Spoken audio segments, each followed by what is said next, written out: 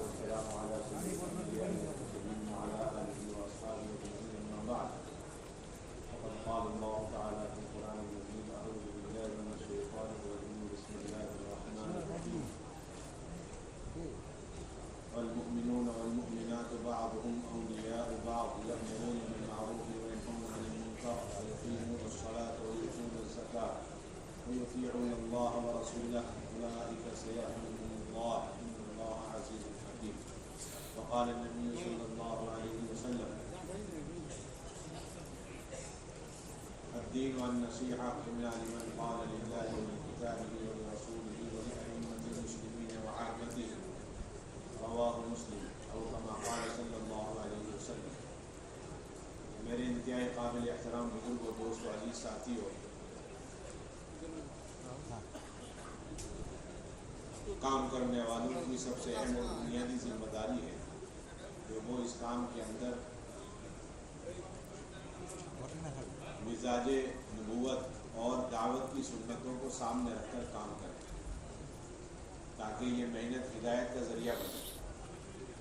اور ہم مزاج نبوت پر آ نہیں سکتے اور دعوت کی سنتیں اس وقت تک مکمل نہیں ہوں گی جب تک اس کام کے اندر خواتین کے طبقے کو فکروں کے اعتبار سے، جانی مالی قربانیوں کے اعتبار سے اپنے ساتھ برابر شریک نہ کریں، اور جب تک ان خواتین کو دعوت کے کام میں اس سطح پر ہم نہ لائیں اور وہ درجہ اس کام میں نہ دیں جو درجہ اللہ نے دینے کو کہا اور جس درجے پر حضور اکرم صلی اللہ علیہ وسلم اس امت کی خواتین کو چھوڑ کر گئے، اس وقت تک ہم دعوت کی سنت میں حضور صلی اللہ علیہ وسلم کی مکمل اتباع کرنے والے شمار نہیں ہو سکتے،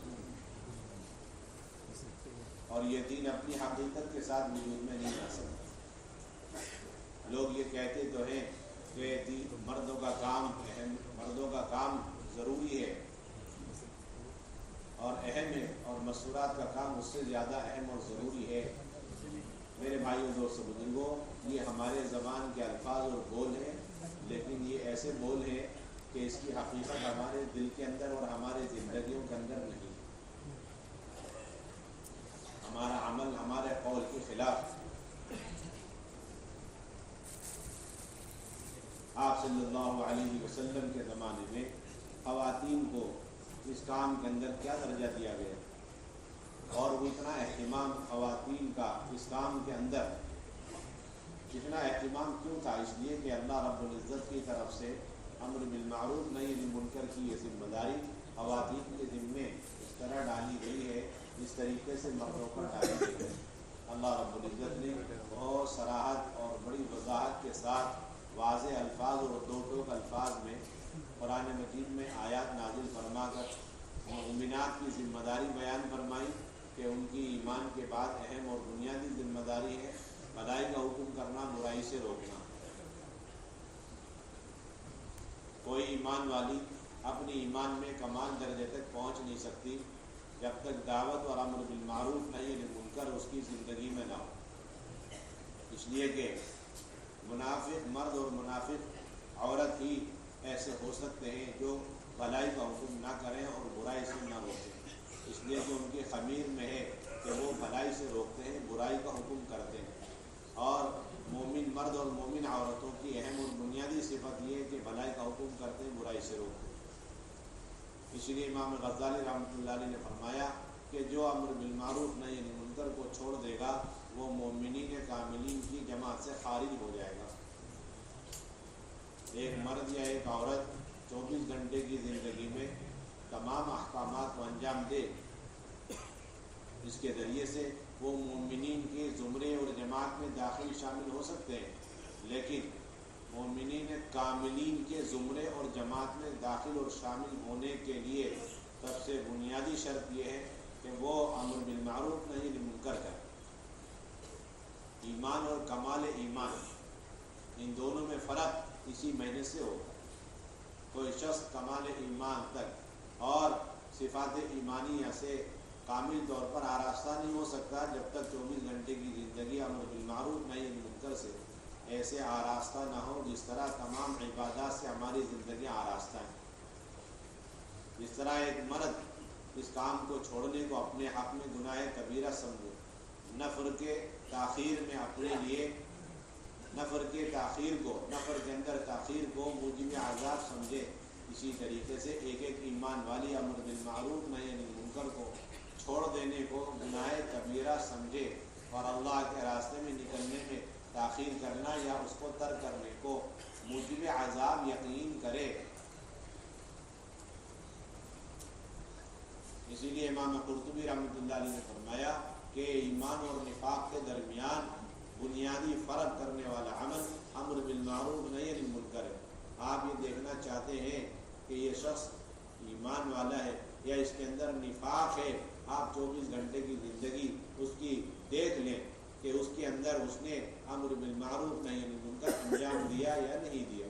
اگر اس نے 24 گھنٹے سارے اعمال کے ساتھ ساتھ امر بالمعروف نہی عن المنکر کو انجام دیا تو یہ کمال ایمان سے آراستہ ہے، اور اگر نہیں دیا تو یہ مومن تو ہے لیکن کمال ایمان سے محروم۔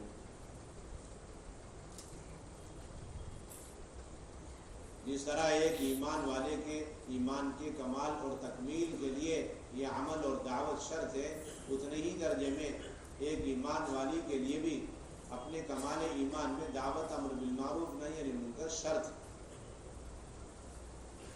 من رآ منکم منکرا کے اندر محدثین شارحین نے وضاحت صراحت کے ساتھ لکھا ہے کہ جس طرح یہ ذمہ داری مردوں پر ہے اسی طرح خواتین پر ہے، دونوں طبقے پر اللہ نے یہ ذمہ داری ڈالی ہے۔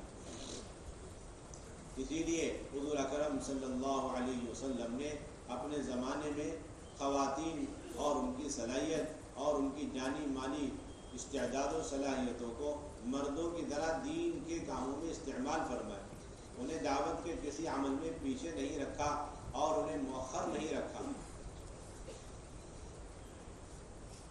اللہ رب العزت نے ان خواتین کی تعلیم اور ان خواتین کی تربیت کے لیے جو اعمال قرآن مجید میں نازل فرمائے ہیں قیامت تک کے لیے، جنہیں اعمال ہدایت، اعمال تربیت، اعمال نبوت بلکہ اعمال تطہیر سے تعبیر کیا جاتا ہے، یہ مکمل ایک ایمان والے اور ایک ایمان والی کو پاک کرنے والے اعمال ہیں، اس کے اندر سے جتنی گناہوں کی گندگی آلودگی ہے اسے دور کرنے والے اعمال ہیں۔ ان میں اہم اور بنیادی عمل گھروں کے اندر قرآن اور حدیث کے حلقوں کا اہتمام ہے۔ اللہ رب العزت نے ازواج مطہرات کو حکم دیا کہ تم اپنے گھروں کے اندر ان آیات اور حکمت کی باتوں کے تذکرے چرچے ہر وقت رکھا کرو، اس کے ذریعے سے اے اہل بیت ہم تمہارے اندر سے گناہوں کے اثرات کو، آلودگی کو، گندگی کو دور کر کے تمہیں مکمل پاک کرنا چاہتے ہیں۔ اس لیے مفتی شفیع صاحب رحمۃ اللہ علیہ نے فرمایا کہ یہ آیت قیامت تک کے لیے، اس آیت کے اندر جو قرآن حدیث کے حلقے کا حکم ہے یہ ازواج مطہرات کے ساتھ خاص نہیں ہے اور دور نبوت کے ساتھ خاص نہیں ہے، بلکہ قیامت تک کے لیے تمام عورتوں اور تمام زمانوں کے لیے ہے۔ اس کا صاف مطلب یہ ہر دور میں، ہر زمانے میں، ہر ایمان والی، ہر دور میں، ہر زمانے میں ہر ایمان والی اور ایمان والا اپنے گھر کے سطح پر اللہ کا امر یقین کر کے قرآن کے اور حدیث کے حلقے لگانے کا اللہ کی طرف سے مامور اور مکلف ہے، ایسے جس طرح نماز پڑھنے کا مامور اور مکلف ہے۔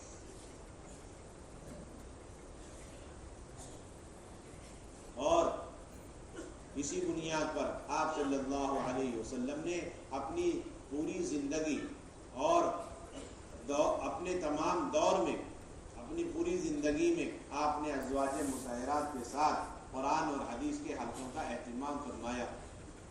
آپ صلی اللہ علیہ وسلم وحی کے مل جانے کے بعد اور نبوت آپ کو مل گئی، اس کے بعد آپ نے اعمال نبوت میں سے سب سے پہلا عمل جو انجام دیا وہ حضرت خدیجہ کو لے کر قرآن اور حدیث کا حلقہ ہے۔ بخاری، مسلم اور سنن اور حدیث کی تمام کتابوں کے اندر یہ حدیث کا یہ واقعہ لکھا گیا ہے کہ آپ صلی اللہ علیہ وسلم وحی کے مل جانے کے بعد اور سورہ اقرا کی ابتدائی آیات لے کر کسی اور کے پاس نہیں گئے، بلکہ آپ سیدھے حضرت خدیجہ کے پاس ہے، نہ دوستوں کے پاس گئے، نہ دشمنوں کے پاس گئے، نہ مسجد گئے، بلکہ حضرت خدیجہ کے پاس آئے اور سب سے پہلے انہیں سارا قصہ واقعہ ماجرا سنایا جو غار حرا میں پیش آیا، اور پھر اس کے بعد یہ ابتدائی آیات آپ نے تلاوت کی، پڑھ کر کے سنائی۔ اسی کو قرآن کا حلقہ کہا جاتا ہے، اسی کو حدیث کا حلقہ کہا جاتا ہے۔ یہ سب سن کر حضرت خدیجہ رضی اللہ تعالی عنہا نے حضور اکرم صلی اللہ علیہ وسلم کو تسلی اور دلاسے دیتے ہوئے عرض کیا تھا، اللہ رب العزت آپ کو مایوس اور رسوا اور بے یار و مددگار نہیں چھوڑیں گے، اس لیے کہ آپ صلہ رحمی کرتے ہیں اور لوگوں کی آپ مدد کرتے ہیں اور مصیبت زدہ لوگوں کی آپ نصرت کرتے ہیں اور آپ پریشان لوگوں کی پریشانیوں کو دور کرتے ہیں۔ یہ حضرت خدیجہ رضی اللہ تعالی عنہا کا حضور صلی اللہ علیہ وسلم کے سامنے ان صفات کا گنانا، یہی 6 نمبر کا مذاکرہ۔ اگر ہم ان صفات کو آج بیٹھ کر حلقوں میں بیان کریں تو ہم کہتے ہیں 6 نمبر کا مذاکرہ ہوگا، کرام مسلم کا تذکرہ چل رہا ہے۔ تو جب حضرت خدیجہ رضی اللہ تعالی عنہ نے آپ کے شمائل گنائے، آپ کے صفات گنائے، اوصاف حمیدہ گنائے، تو کیا یہ 6 صفات کا مذاکرہ نہیں؟ اتنا قدیم، اتنا پرانا عمل کہ جس کا انکار کر دینا یہ تو سراسر تاریخ اور حقیقت اور حدیث کا انکار۔ تمام احادیث کی کتابوں میں محدثین نے بڑے اہتمام کے ساتھ اس قصے کو نقل کیا۔ پھر آپ صلی اللہ علیہ وسلم کی سیرت میں غور کرنے سے ایک بات یہ معلوم ہوتی ہے کہ آپ صلی اللہ علیہ وسلم کی زندگی بھر میں کبھی بھی اپنے گھر کی تعلیم چھوٹی نہیں۔ دوسری بنیادی بات، شروعات گھر کی تعلیم سے ہوئی، پھر زندگی بھر کا کیا معمول رہا، جب بھی آپ سفر کے علاوہ حضر میں گھر پہ رہے اور آپ کی اپنی بیویوں کے درمیان کسی کی یہاں باری رہی، تو ایسا ہمیں کہیں نہیں ملتا کہ کسی بیوی کی آپ کی باری رہی اور آپ نے وقت مقرر کر کے دن میں رات میں ان کے ساتھ حدیث کے حلقے نہ لیے ہوں، بس گھر گئے اور آرام کر کے واپس آ گئے، ایسی کسی روایت میں نہیں۔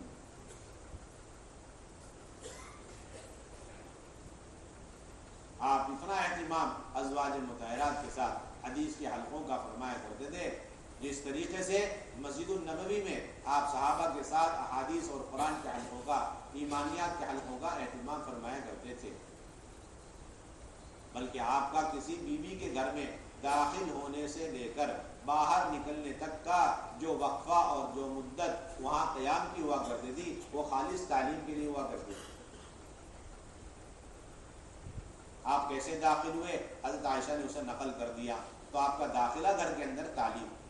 آپ داخل ہونے کے بعد آرام کیسے کرتے تھے وہ حضرت عائشہ نے نقل کر دیا، تو آپ کا حضرت عائشہ کے پاس یا ازواج مطہرات کے پاس جا کے آرام کرنا، یہ 100% تعلیم۔ آپ کا رات بھر کھڑے ہو کر کے ایک رکعت میں 6 ساڑھے 6 پارے پڑھنا، یہ رات بھر حضرت عائشہ کے ساتھ 5-6 گھنٹے تعلیم کے حلقے لینے کا بہترین نمونہ ہے، جسے ہم پڑھ کے گزر جاتے ہیں۔ روایتوں میں یہاں تک ملتا ہے کہ اگر آپ صلی اللہ علیہ وسلم دن میں مشغولی کی وجہ سے دن میں آپ حلقہ نہ لے سکے، آرام فرمانے لگے، تھکے ہوئے ہیں، تو آپ رات کے وقت میں جیسے ہی تھکان ختم ہوئی اور آپ بیدار ہوتے اسی وقت آپ حلقے لے لیا کرتے تھے۔ بخاری شریف کے اندر کتاب العلم میں بڑے اہتمام کے ساتھ اسی حدیث کو امام بخاری نے نقل کیا ہے۔ باب العلم والعظۃ باللیل، یہ کتاب العلم کا اہم ترین عنوان، رات کے وقت میں علم لینا دینا اور رات کے وقت میں نصیحت کرنا اور نصیحت لینا۔ عنوان تو بہت عام ہے، پوری امت کے تمام مردوں اور عورتوں کے لیے گھر سے لے کر مسجد چلتے پھرتے ہر وقت یہ بتلانا ہے کہ رات کے وقت میں علم لینا دینا اور نصیحت کرنا اور سننا عین سنت ہے، لیکن اس کے نیچے جو واقعہ قصہ امام بخاری نے نقل کیا وہ خاص گھر کے اندر حدیث کے حلقے سے تعلق ہے۔ چنانچہ ام سلمہ رضی اللہ تعالی عنہ کی روایت، عن ام سلمہ رضی اللہ تعالی عنہ قالت استيقظ النبي صلى الله عليه وسلم ذات ليلة فقال سبحان الله ما انزل من الفتن الليلة وماذا فتح من الخزائن ایقظوا صواحبات الحجر فرب کاسیۃ فی الدنیا عاریۃ فی الآخرہ رواہ البخاری۔ کہتے ہیں کہ آپ صلی اللہ علیہ وسلم اچانک رات میں بیدار ہوئے اور آپ نے فرمایا کہ بے شمار فتنے آج کی رات نازل ہوئے اور بے شمار اللہ تعالیٰ کی طرف سے نعمتوں کے خزانے اور دروازے کھول دیے گئے، کوئی ہے ان حجرے والیوں کو اٹھا دے، یعنی میری بیویوں کو اٹھا دے ان کمروں میں سے۔ پھر آپ نے فرمایا اس دنیا کے اندر بے شمار عورتیں ایسی ہوں گی جو کپڑوں میں ہوں گی، لیکن آخرت میں وہ کپڑوں سے محروم اور بنا کپڑے کے اٹھائی جائیں گی۔ امام بخاری نے تو اس سے ایک چیز ثابت کی ہے کہ رات کے وقت میں علم لینا دینا یا رات کے وقت میں نصیحتیں کرنا اور سننا، لیکن آپ غور کریں یہ کس چیز سے انہوں نے ثابت کیا؟ اللہ کے نبی کا پوری امت کے ساتھ نہیں بلکہ امہات المومنین میں سے ایک ام المومنین حضرت ام سلمہ کے ساتھ رات کے وقت میں بیدار ہو کر کے حدیث کے حلقے لینے سے قیامت تک کے لیے اس سنت کو ثابت کر رہے امام بخاری۔ گھر کی تعلیم عین سنت، اور یہ عوام کے ساتھ خاص نہیں بلکہ علماء بھی اس کے مکلف ہے، اللہ کے نبی سے بڑھ کر تو کوئی ہو نہیں سکتا۔ اور اہل علم اللہ کے نبی کے بارے ایک ایک عالم کے ذمے ہے، جس طرح وہ دارالحدیث میں بیٹھ کر بخاری کا درس مسلم کا درس دے، اپنی گھر والیوں کو لے کر بخاری مسلم کی روایتیں سنائے گئے، اللہ کے نبی کی عین اتباع کرنا۔ وہ بخاری کی روایت ہے، بخاری کی روایت ہے، کوئی مستثنا نہیں اس عمل سے، کوئی مستغنی نہیں اس عمل سے۔ ہر فرد امت کے لیے ترجمۃ الباب قائم کیا، باب العلم والعظۃ باللیل۔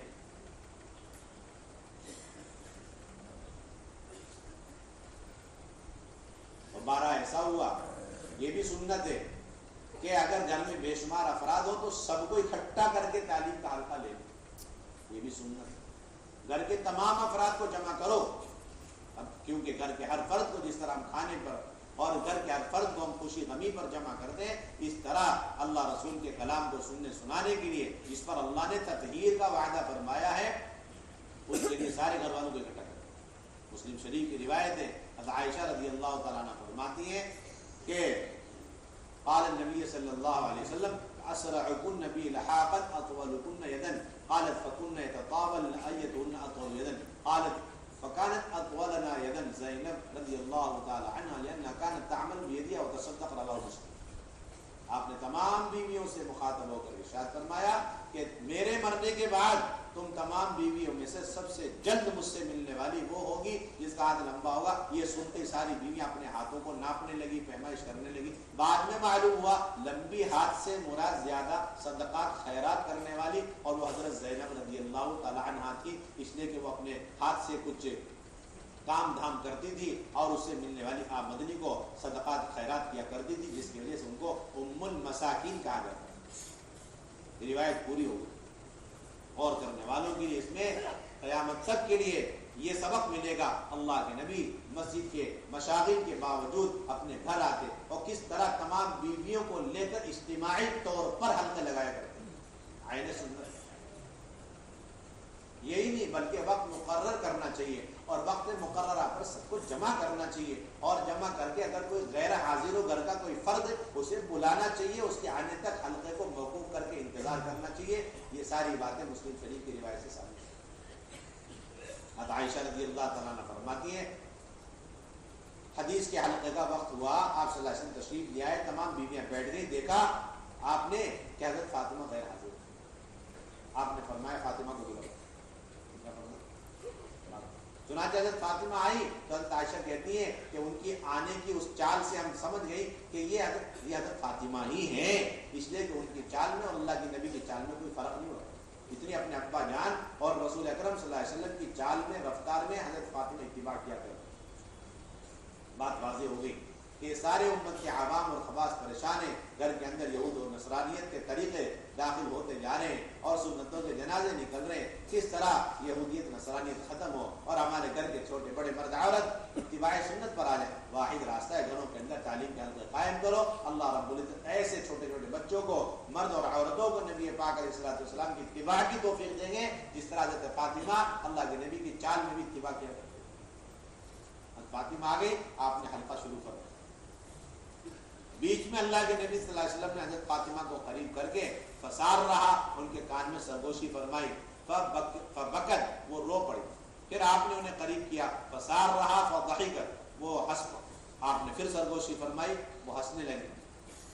حلقہ پورا ہوا، آپ کھڑے ہوئے اور تشریف لے گئے.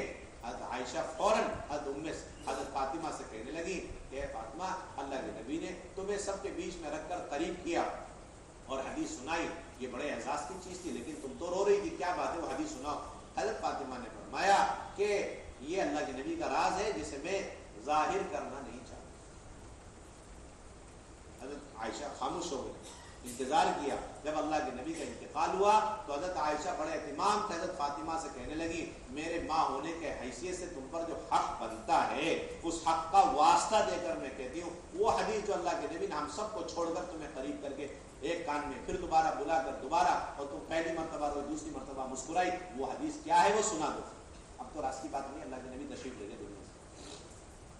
تو کہنے کی امل آن فنعم، کیا اب میں وہ روایت سناؤں گی، حدیث سناؤں گی. اب وہ راز کی بات نہیں رہی. کہنے لگی کہ اللہ کے نبی نے پہلی مرتبہ مجھے قریب کر کے میرے کان میں سرگوشی کرتے ہوئے حدیث سنائی کہ اے فاطمہ، جبرائیل امین ہر سال میرے ساتھ قرآن مجید کا 1 مرتبہ دور کیا کرتے تھے.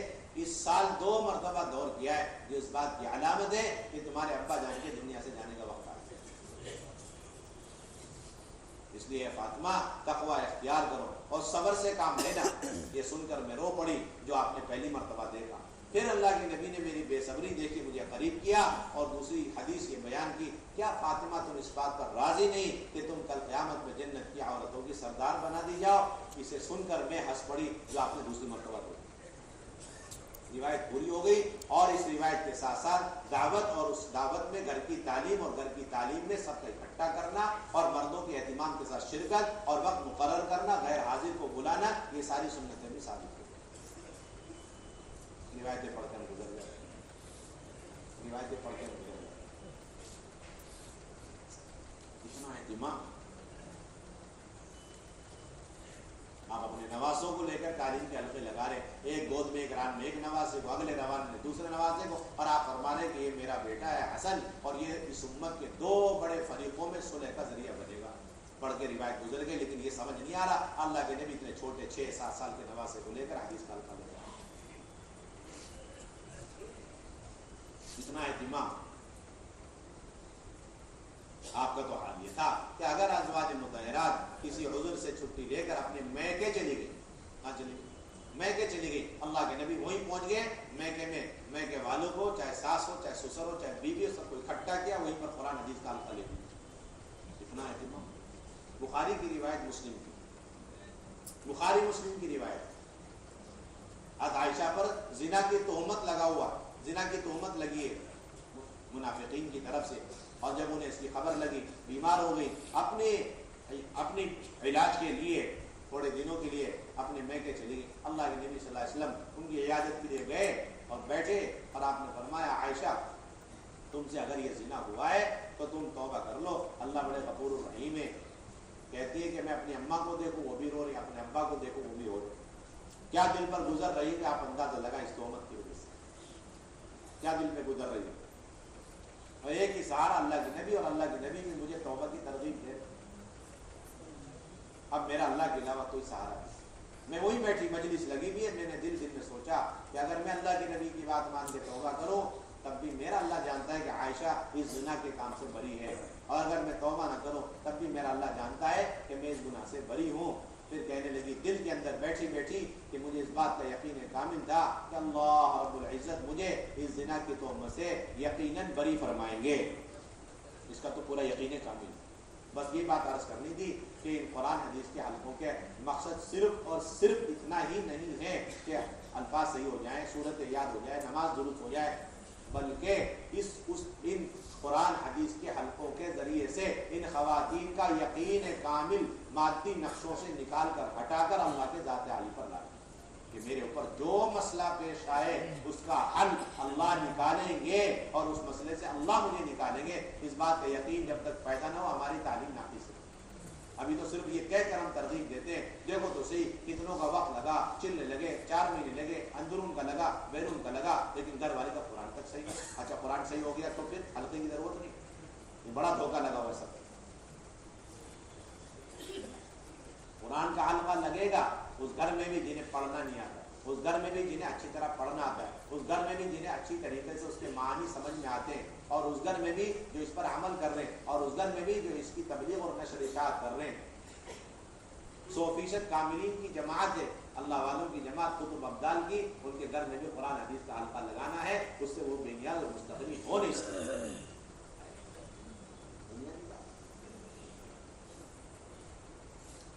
یہ تو اور الفاظ صحیح کرنا بھی اس حلقے کا مقصد، مقاصد میں سے ایک مقصد ہے، من جملہ مقاصد میں سے، لیکن یہی 100% مقصد نہیں، ورنہ امت کا بہت بڑا طبقہ قرآن حدیث کے حلقوں سے محروم ہے۔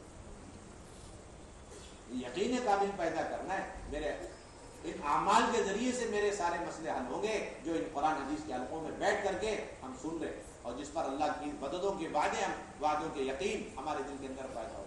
حضرت عائشہ فرمانی کہ مجھے اس بات کا یقین کامل تھا اللہ رب العزت اس زنا کی تہمت سے مجھے بری فرمائیں گے، لیکن مجھے اس کا یقین نہیں تھا کہ اللہ تعالیٰ مجھ جیسی معمولی خاتون کو اس زنا کی تہمت سے بری کرنے کے لیے 7 آسمان سے آیتیں اتار دیں گے جس کی تلاوت قیامت تک ہوتی رہی، اس کا یقین نہیں۔ اس درجے کی میں اپنے آپ کو نہیں سمجھتا۔ اللہ کی شان کہتی ہے ابھی میں یہ سوچ رہی میرے دل میں یہ بات، اور اللہ کے نبی یہ بات فرما رہے، اور میری ماں اور میرے ابا بیٹھ کے رو رہے، حلقہ لگا ہوا، بخاری کا سبق چل رہا، 3 صفحے کا واقعہ عفق پڑھ کر کے ہم گزر جاتے ہیں۔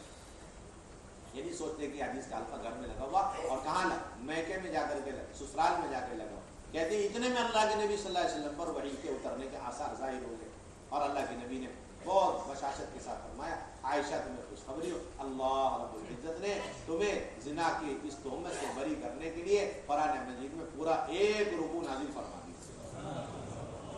اور آپ نے تاخیر نہیں کری کہ چلو تم میکے سے میرے گھر آ جاؤ تب میں یہ پورا رکوع سناؤں گا، بلکہ آپ نے اسی جگہ یہ پورا رکوع پڑھ کے سنا دیا، جس کی پہلی آیت ہے ان الذین جاءوا بالافک عصبۃ منکم لا تحسبوه شرا لکم بل هو خیر لکم لكل امرئ منهم ما اكتسب من الاثم والذی تولى کبرہ منهم له عذاب عظیم، کہ زنا کی تہمت بھی تمہارے شان کے لیے خیر ہی خیر ہے، اس میں کوئی شر کی گنجائش نہیں۔ یہ غیبی نظام تھا کہ شر کے راستے بھی تمہیں خیر ملے، اتنی اونچی سطح پر پہنچا ہوا خاندان ہے کہ شر کے راستے بھی، مصیبتوں کے راستے سے بھی، ان کے اوپر آنے والی مصیبتوں سے بھی امت کو نفع ہی ملتا ہے۔ اس لیے کسی نے کہا تھا کہ صدیق اکبر کا خاندان ایسا ہے کہ ان کے اوپر کوئی مسئلہ پیش آتا ہے تو اس کے نتیجے میں امت کے لیے کوئی سہولت ضرور ملتی ہے۔ خاندان ایسا ہے، کوئی مصیبت، کوئی پریشانی، اور ان پر کوئی شر چاروں طرف سے آ جائے تو ان کی برکت سے اللہ تعالیٰ اس میں خیر ہی نکالتا ہے۔ تیمم ملا ہے حضرت عائشہ رضی اللہ تعالیٰ عنہ کی برکت سے۔ تیمم کس سے ملا؟ قیامت تک کے لیے امت کے لیے سہولت ہوگی تیمم کا مسئلہ۔ اماں عائشہ کے ذریعے سے ملا، کس کے ذریعے ملا؟ اماں عائشہ کے ذریعے سے۔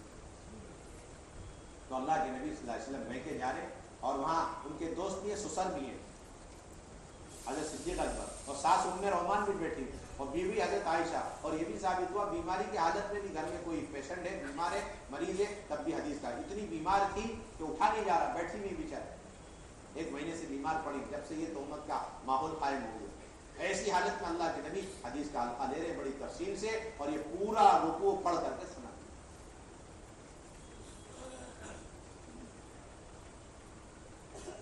واقعات کے واقعات حدیث کی کتابوں میں بھرے ہوئے ہیں کہ کس طرح اللہ کے نبی صلی اللہ علیہ وسلم 24 گھنٹے کی زندگی میں حضرات صحابہ کے ساتھ مسجد میں قرآن حدیث کے حلقے، اسی طرح ازواج مطہرات کے ساتھ آپ قرآن حدیث کے حلقے لیا کرتے تھے۔ سیاہ ستہ کی کتابوں کے اندر روایتیں بھری ہوئی، آپ کا تو یہاں تک معمول ملتا ہے کہ آپ نے سکرات کے عالم میں بھی، سکرات کے عالم میں بھی آپ نے حدیث کے حلقے نہیں چھوڑے۔ روایتوں میں موجود ہے کہ آپ صلی اللہ علیہ وسلم نے ساری بیویوں سے اجازت لے کر کے حضرت عائشہ کے پاس جا کے رہنا پسند کیا، بار بار پوچھے عائشہ کی باری کب آ رہی، عائشہ کی باری کب آ رہی، عائشہ کی باری کب آ رہی، تو ساری بیویاں سمجھ گئی اللہ کے نبی وہاں جانا چاہتے، سب نے اجازت دی۔ اب حضرت عائشہ کہتی ہیں اللہ کے نبی صلی اللہ علیہ وسلم ایک مرتبہ غشی پر غشی، غشی پر غشی सकरात का आलम है, तकलीफ है। उस मौके पर अल्लाह के नबी का सर मुबारक मेरे सीने पे, और मुझे इस बात का इल्म था कि किसी नबी को उस वक्त तक दुनिया से नहीं उठाया जाता जब तक दुनिया और आखिरत के बीच में उनको इख्तियार ना दिया जाए और वो दुनिया के मुकाबले में आखिरत को मुंतखब ना कर लें, उस वक्त तक किसी नबी की रूह परवाज नहीं करती। कहती इतने में अल्लाह के नबी सल्लल्लाहु अलैहि वसल्लम की मुबारक होंठ हिले और मैंने गौर से सुना अल्लाह के नबी दुआ पढ़ रहे, अल्लाहुम्मा अर्हमनी, अल्लाहुम्मा इग़फिरली, अल्लाहुम्मा अर्हमनी, अल्लाहुम्मा रफ़ीक़ल आला, अल्लाह रहम फरमा, मग़फ़िरत के फैसले फरमा और रफ़ीक़ आला से मुझे मिला दे।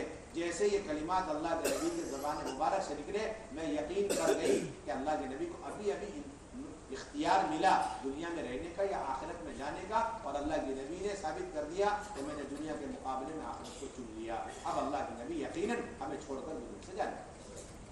रिवायत पूरी हो, रिवायत से लोगों ने मसले बेशुमार साबित किए, लेकिन एक कायदा कुल्लिया और एक खुसूसी मसला ये साबित हुआ कि सकरात के आलम में अल्लाह के नबी हज़रत आयशा के साथ हदीस का हल्का लेते लेते दुनिया से गए। अगर हज़रत आयशा ना होती और आपका मुबारक सर उनके सीने पर ना होता तो फिर ये ना मालूम होता कि अल्लाह के नबी ने मौत के वक्त में क्या अमल किया, अपने ज़बान मुबारक से क्या दुआएं मांगी, कुछ नहीं पता। सकरात के आलम में हदीस, और यही सारा सिलसिला तमाम सहाबा रज़ी अल्लाहु अन्हुम अजमईन का। अल्लाह के नबी सल्लल्लाहु अलैहि वसल्लम से कोई हदीस या कोई आयत सुना करते, बड़े एहतिमाम से कराकर अपने बीवी, बच्चे, गुलाम, बांदी और नौकर चाकर अपने और गैर तक वो आयतें पहुंचा दिया करते। उस पर अमल करना, उसको सीखना और उस पर यकीन लाना और उसे दूसरों तक पहुंचाना, ये सारे काम उस वक्त कर दिया करते। वाक़यात के वाक़यात हयात सहाबा में भी है और सियाह सित्ता और हदीस की किताबों के अंदर भी। किस तरह उम्मे सलमा रज़ी अल्लाह तआला अन्हा के पास अबू सलमा फौरन हदीस के हल्के से फारिग होकर मस्जिद नबवी से आए और आकर के हदीस सुनाई कि अल्लाह के नबी ने फरमाया कि किसी पर कोई मुसीबत आ जाए और उसकी कोई नेमत चली जाए और ये दुआ पढ़ ले, इन्ना लिल्लाहि व इन्ना इलैहि राजिऊन, अल्लाहुम्मा अजिरनी फी मुसीबती वख्लुफ़ ली अल-खैरा मिन्हा। अल्लाह ताला मुसीबत पर अजर और नेमत का बदल अता फरमाते हैं। एक हदीस जो सुनकर आए उसी हदीस को लेकर बगैर किसी किताब के उम्मे सलमा को लेकर हदीस का अल्फा मुकम्मल हो। उम्मे सलमा ने वो हदीस याद कर ली और थोड़े दिनों में अबू सलमा का इंतकाल। उम्मे सलमा ने दुआ पढ़ी, अल्लाह इन्ना लिल्लाह पढ़ कर गए और इद्दत में बैठ गए अल्लाह। और ये कहती हैं कि बशरी तकाज़े की वजह से मुझे यकीन नहीं आ रहा था कि ये इस दुआ में तो कोई शक व शुबह नहीं, लेकिन मुझे यकीन नहीं आ रहा था अबू सलमा से बेहतर अफजल कोई मुजाहिद दीन का दाई मुझे शोहर की शक्ल में कौन मिल सकता। कहती है अल्लाह के साथ अभी मेरी इद्दत पूरी ही हुई थी, मेरे घर हुजूर अकरम सल्लल्लाहु अलैहि वसल्लम मज़ार पे खुद तशरीफ लाए और मुझसे निकाह करने का इरादा जाहिर किया।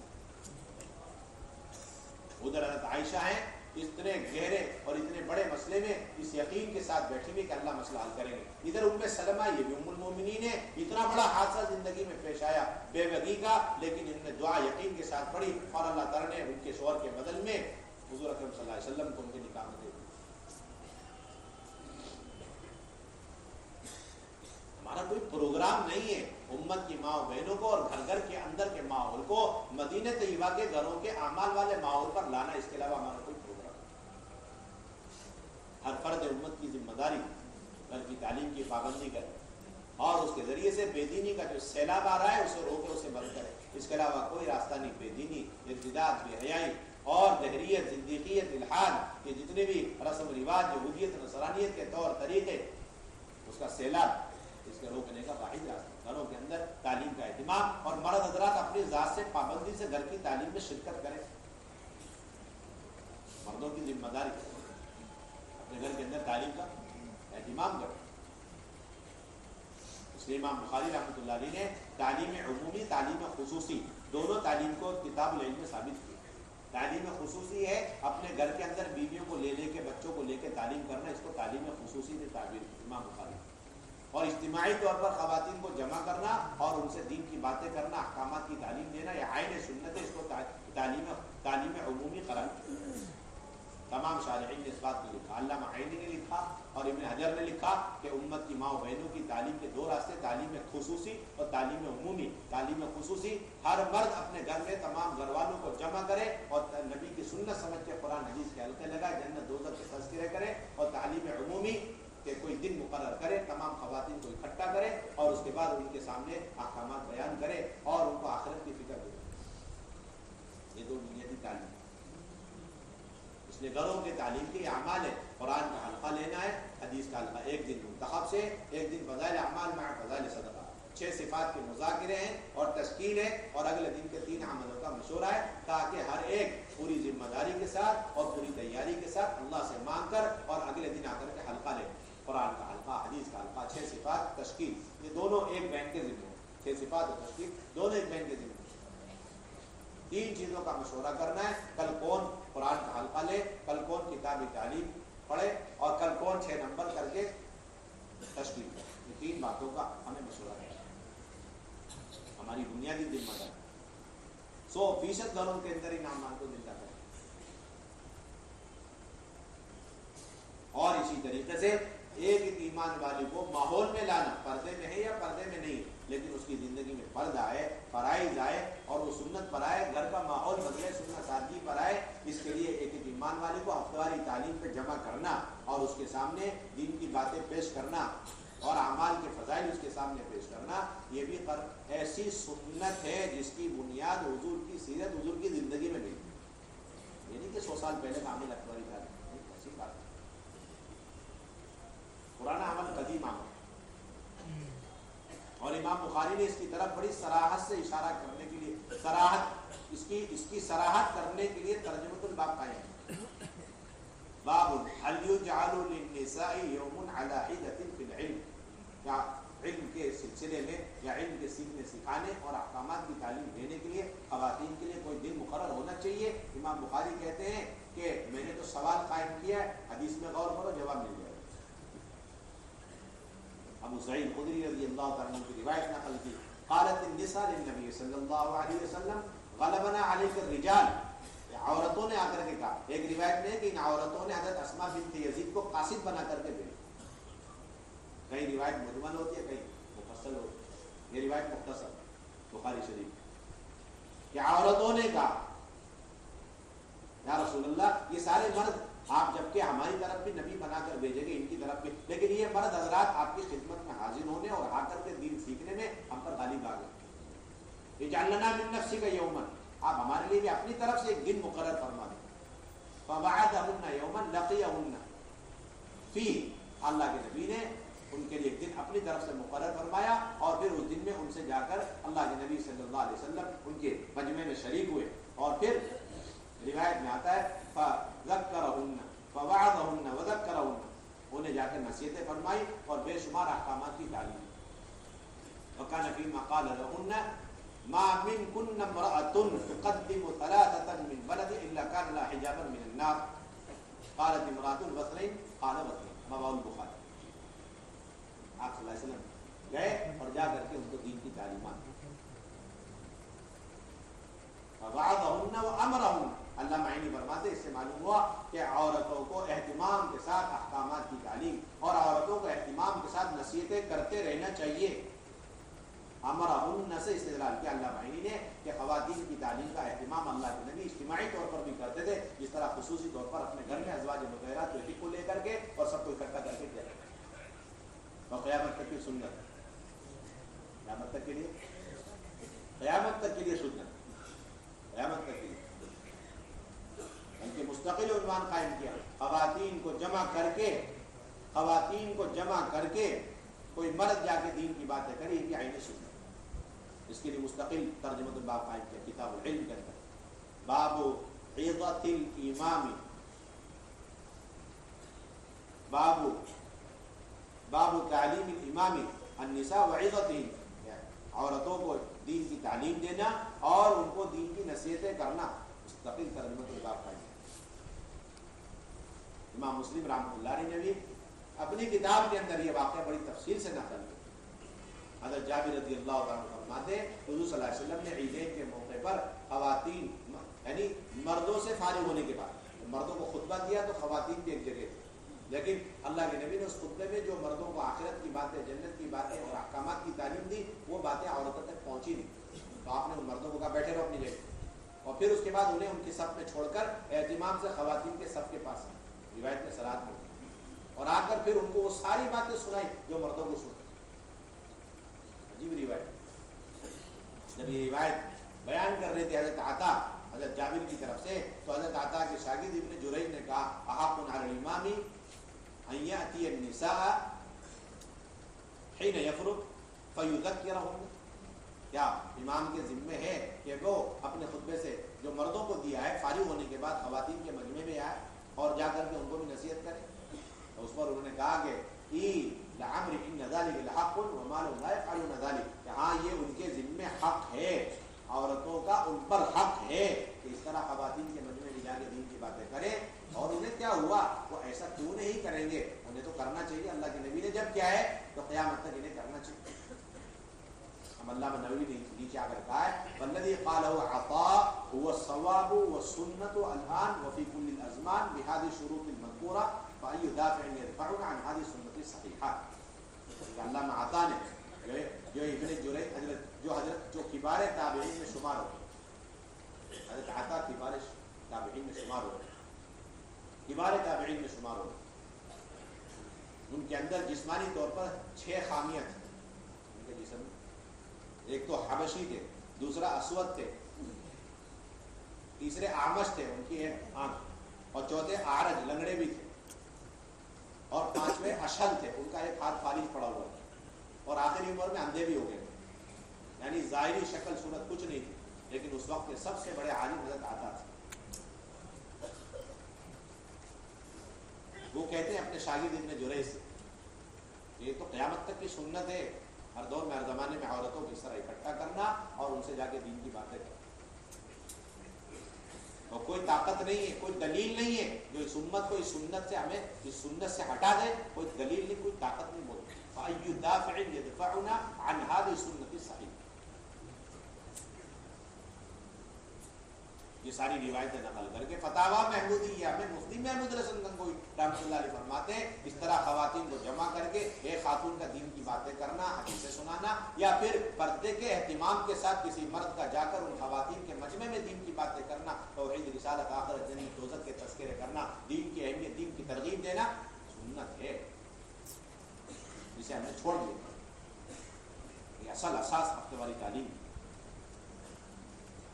اس لیے اس کی شرطیں پوری کرنا اور اہتمام کے ساتھ مسجد کی سطح پر نہیں، محلے کی سطح پر نہیں، بلکہ ہر 15 20 25 مکان کی سطح پر ایک تعلیم کی بنیاد رکھنا یہ آپ سب کی ذمہ داری. ابھی کارگزاری میں معلوم ہو رہا تھا کہ ابھی اس رخ پر ہمارا کام نہیں. ابھی تو ایک مسجد کی تعلیم اسی پر ہم مطمئن ہو کر بیٹھے ہوئے، اور ایک محلے کی تعلیم اسی پر ہم قناعت کیے ہوئے. بار بار یہ بات کہی جا رہی اگر کہیں 100 مکان ہے تو ہر حال میں وہاں 5 ہفتے والی تعلیم کو قائم کرنا آپ کی سب کی ذمہ داری. کیا ہے؟ سب کی ذمہ داری. ایک مسجد کے اطراف میں 100 مکان ہے تو ہر 20 25 مکان کی تعلیم کے حساب سے 5 ہفتے والی تعلیم کو قائم کرنا آپ کی ذمہ داری. اس سے پہلے آپ ذمہ داری سے بری نہیں ہو سکتے. آپ ایک تعلیم زندہ کر کے مطمئن ہو کے بیٹھ جائیں. 10 سال سے ایک تعلیم چل رہی، بڑے خسارے کی. حضرت اس دن فرمانے تھے بھائی چند مہینے میں ایک تعلیم وجود میں لا سکتے، چند مہینے میں ایک وجود تعلیم میں لا سکتے، ایک تعلیم وجود میں لا سکتے. اور یہ بھی کسی یہ ہفتہ واری تعلیم کو زندہ کرنا یہ بھی کسی مخصوص لوگوں کا کام نہیں، بلکہ ہر مسجد وار جماعت کی ذمہ داری ہے. جیسا آج کل ہم نے اور آپ نے مخصوص جماعتیں بنائی، مخصوص جماعت انہیں حضرات کی ذمہ داری ہے وہ ہفتہ واری تعلیم اس کی شرطیں پوری کرے، فکر کرے. نہیں، حضرت بار بار کر چکے اس کام کے لیے مخصوص افراد کی تعیین ہمارے یہاں نہیں ہے، بلکہ امت کے ہر ایمان والے پر جس طرح ذمہ داری دعوت امر بالمعروف کی ایسی ہر ایمان والی پر اس کی ذمہ داری اللہ نے ڈالی. کوئی طاقت نہیں، قوت نہیں جو دعوت کے کام میں مردوں کو عورتوں پر مقدم کر دے اور مستورات کو مردوں سے پیچھے کر دے اور مستورات سے سارے کام اور ساری فکروں کو چھین کر مردوں کے حوالے کر دے اور مردوں سے بھی نکال کر 3-4 آدمی خصوصی لوگوں کے حوالے مستورات کا کام کر دے. اس کو کوئی حق نہیں، کسی کو حق نہیں. ہر ایمان والا اس کی فکر لے، ہر ایمان والے اس کی فکر لے. مسجد کے ساتھ فکر کریں ہماری اتنی آبادی، اتنے گھر، اتنے مکانات ہیں، اس کے حساب سے اتنی تعلیم ہونی چاہیے، لہٰذا اتنے شرائط ہمیں پورے کرنے ہیں. وہ خود فکر کرے. مسجد وار جمع 3-4 آدمی کا کام نہیں، ہر مسجد وار جمع کرنا. اب شرطیں کیا ہے؟ موٹی موٹی چند باتیں. ایک تو یہ کہ 2 بہن عاشرے لگائی بھی ہو اور 3 بہنوں کا ایک مرتبہ سے روزہ لگا. ایک پہلی شرط. 5 महीने होनी चाहिए, 2 महीने अशरे वाली, 3 महीनों का एक एक मरतबा से रोजा लगा।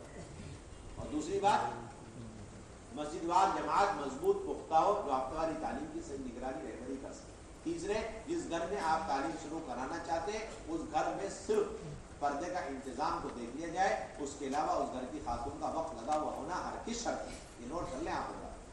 बहुत से लोग अभी तक इस पुरानी शर्त पर बरकरार है कि जिस घर में हम तालीम शुरू करना चाहते हैं उस घर की खातून का वक्त लगा हुआ हो, 3 दिन या आशरा, तभी हम उस घर में तालीम शुरू करेंगे। ये बात बहुत पुरानी हो चुकी। अब तो सिर्फ ये है कि पर्दे का नज़र हो सकता है, तालीम के दौरान मर्दों की आमद दखल ना हो, मुदाखलत ना हो, ऐसे हर मकान में आप तालीम शुरू करा सकते। इन 5 पहलुओं की निगरानी, इन 5 पहलुओं की निगरानी। और चौथे, हफ्ते या जिले के हल्के के या जिले के मशवरे से हफ्तेवारी तालीम शुरू की। और अमाल क्या है इस हफ्तेवारी तालीम के? किताबी तालीम, 1 हफ्ते मुंतखब से, 1 हफ्ते फज़ाइल अमाल माए फज़ाइल सदक़ात के, 1 बैंक के जिम्मे है।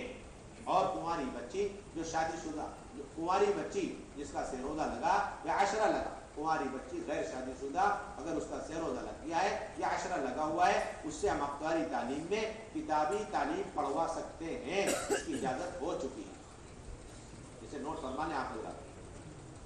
कुंवारी बच्ची है, गैर शादीशुदा, 3 दिन लग गया या आशरा लगा हुआ है, उससे हम किताबी तालीम करा सकते, इजाजत, बाकी और कोई अमल कराने की इजाजत। और इस्तिक़बाल 1 बैंक के जिम्मे, और 6 सिफात और तश्कील, ये दोनों अमल 1 बैंक के जिम्मे। 6 सिफात और तश्कील ये दोनों 1 बैंक के जिम्मे।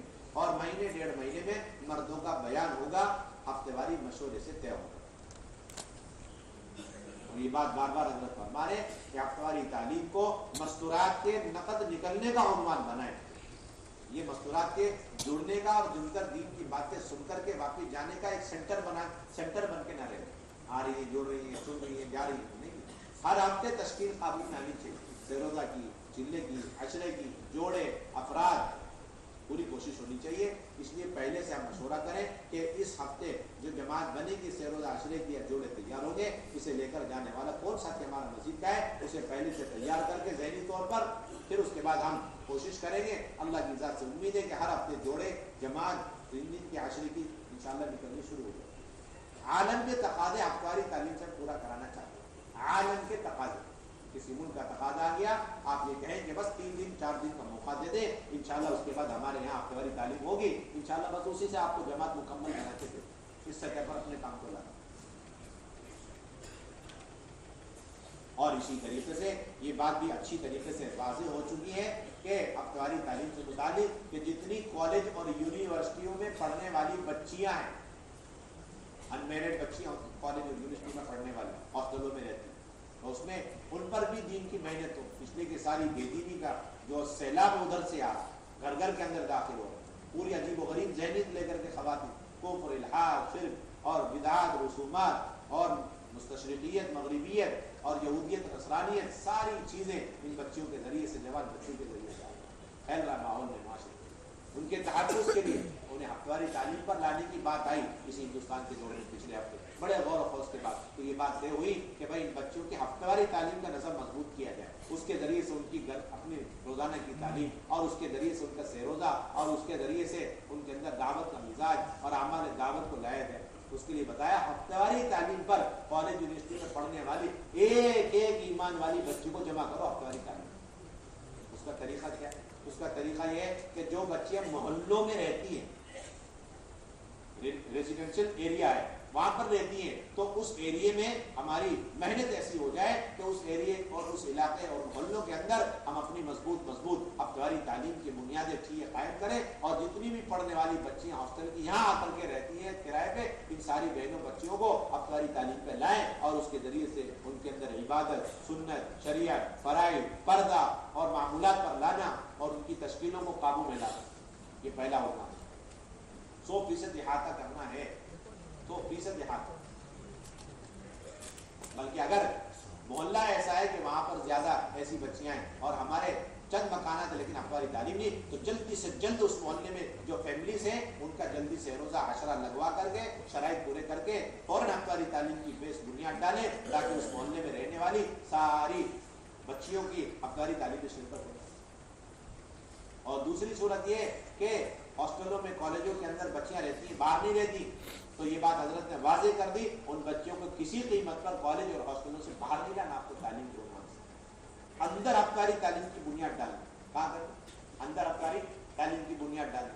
تو اب اندر تعلیم کی بنیاد ڈالنے کی دو راستے حضرت نے بتائی. تو یہ کہ اندر کوئی فیملی سے، جیسے مختلف ملازم ہوتے فیملیوں کے ساتھ رہتے، مسلمان ملازم ہیں یا میاں بیوی ہے، وہ دونوں وہاں پر لیکچر ہے، پڑھا رہے ہیں، تو ان پر محنت کر کے جلدی سے جلد ان کا وقت لگوائے عشرہ سے روزہ، اور پھر اس کے بعد انہی کے گھر کو ٹھکانہ بنا کر ہفتواری تعلیم کی بنیاد قائم کر کے ان ساری ہاسٹلوں میں رہنے والی بچوں کو ان ہفتواری تعلیم میں لانا اور اس کے ذریعے سے انہیں اعمال دعوت پر لانے کی کوشش کرنا. اور اگر ایسی کوئی فیملی نہیں ہے کیمپس کے اندر، تو پھر اس ہاسٹل کالج کے باہر جو فیملیاں ہیں، مسلمانوں کی آبادیاں ہیں، اس میں جو 2-3 بہنیں مضبوط ہوں، وقت لگائے گی اور ہفتواری تعلیم کو اچھی طرح نبھا سکتی ہیں، سنبھال سکتی ہیں، ایسی 2 بہنوں کو ایک ہفتہ مقرر کر کے، ایک دن مقرر کر کے پھر ان کو اندر بھیجا جائے، اور وہ اندر جا کے کسی جگہ میں پردے کے ساتھ، اہتمام کے ساتھ ہاسٹل کی بچوں کو اکٹھا کریں، اور پھر تعلیم ہے، اور پھر 6 نمبر ہے، اور پھر استقبال ہے، اور ان کی تشکیل ہے، اور ان کو اعمال دعوت کی ترغیب ہے، اور اس بات کی ترغیب کہ بھائی جب چھٹیاں ہو، ویکیشن ہو، تو آپ کو اپنے گھر میں جا کر کے اپنے ماں باپ کے ساتھ 3 دن لگانا، 10 لگانا، اس سب کی ترغیب کیا. اب آئندہ آپ کے لیے ایک کام بڑھ گیا ہے کہ اپنے مقام پر جانے کے بعد بڑی تیزی کے ساتھ اس کالج اور یونیورسٹیوں کے اندر یا پھر باہر جتنے پڑھنے والے بچوں کو سامنے رکھ کر کے آپ کو افطاری تعلیم کی بڑی تیزی کے ساتھ تعداد کو بڑھا دیں، شرائط پورا کرتے ہیں. وہی کریں گے اس کی فکر. تیسری بنیادی بات ہے کہ 100% گھروں کے اندر کوئی گھر ایسا نہیں ہے جس گھر کے اندر یہودیت اور نصرانیت اور اس کے اثرات نہ ہو. تمام گھروں کے اندر یہ چیزیں داخل ہو رہی. اب گھر کے اندر سے اس کو نکالنا اور 100% خالص دینی اور دعوتی فضا اور ماحول کو قائم کرنے کے لیے اللہ نے یہ آسان راستہ دیا کہ آپ مسورات کی جماعت کو ہر گھر میں قیام کریں. قرن اول کے اندر یہ سلسلہ تھا. مدینہ طیبہ میں جو بھی آتا تھا آپ صلی اللہ علیہ وسلم انہیں گھر گھر تقسیم کر دیا کرتے تھے، اور وہ ان کا اکرام بھی کرتے تھے، اور اس کے ساتھ ساتھ انہیں تھوڑی سے وقت کے اندر پورا دین سکھلا دیا کرتے. قبیلے عبد القیس حضور کی خدمت میں جب حاضر ہوا تو آپ نے مدینے والوں کو حکم دیا، مدینے والے انہیں لے گئے اکرام کرنے کے لیے. ایک دن کے اندر دوبارہ واپس بلا کے کارگزاری لی کہ تم نے اکرام کیسا پایا. تو انہوں نے بتایا کہ خیر اخوان الانوا فروشنا واطابوا مطعمنا وباتوا واصبحوا يعلموننا کتاب ربنا وسنت نبینا. انہوں نے لذیذ کھانے بھی کھلائے، نرم بسترے بچھائے، اور دن اور رات لگ، یہ اصل جملہ ہے، دن اور رات لگ کر انہوں نے ہمیں اللہ کا کلام سکھلایا اور نبی پاک علیہ الصلوۃ والسلام کی سنتیں سکھلائیں. جب گھروں کے اندر دن اور رات کا سلسلہ، تو آپ بتاؤ مسجدوں کے اندر 24 گھنٹے کا کیسا سلسلہ ہو. اور یہاں تو ہماری ساری محنت کوشش ہی 2-2.5 گھنٹے کی رہتی. آپ بڑے خوش ہوئے، اور پھر ایک ہفتے کا اگلا رخ ان کو بنا کے بھیج دیا، ایک ہفتے کے لیے. اس طرح حضرات صحابہ کے گھروں میں ٹھہرایا جاتا تھا تاکہ اکرام بھی ہو، اور پھر جو کچھ دین ان کے عملی زندگی میں گھروں میں آ چکا ہے وہ ان آنے والے نئے مہمانوں کو سکھایا جائے. آپ کے زمانے میں ایک خاتون اپنے ایک بیٹے کو لے کر دین میں داخل ہوئی اور مدینہ ہجرت کر کے آئی. آپ نے خاتون کو خواتین کے حوالے اور ان کے بیٹے کو اصحاب صفا کے حوالے کیا. چند دن میں ان کے بیٹے کا انتقال ہوا، اور غسل دے کے، کفن دے کے، آخری دیدار کے لیے تیار رکھا گیا جنازہ، اور ان کی والدہ کو بلایا گیا.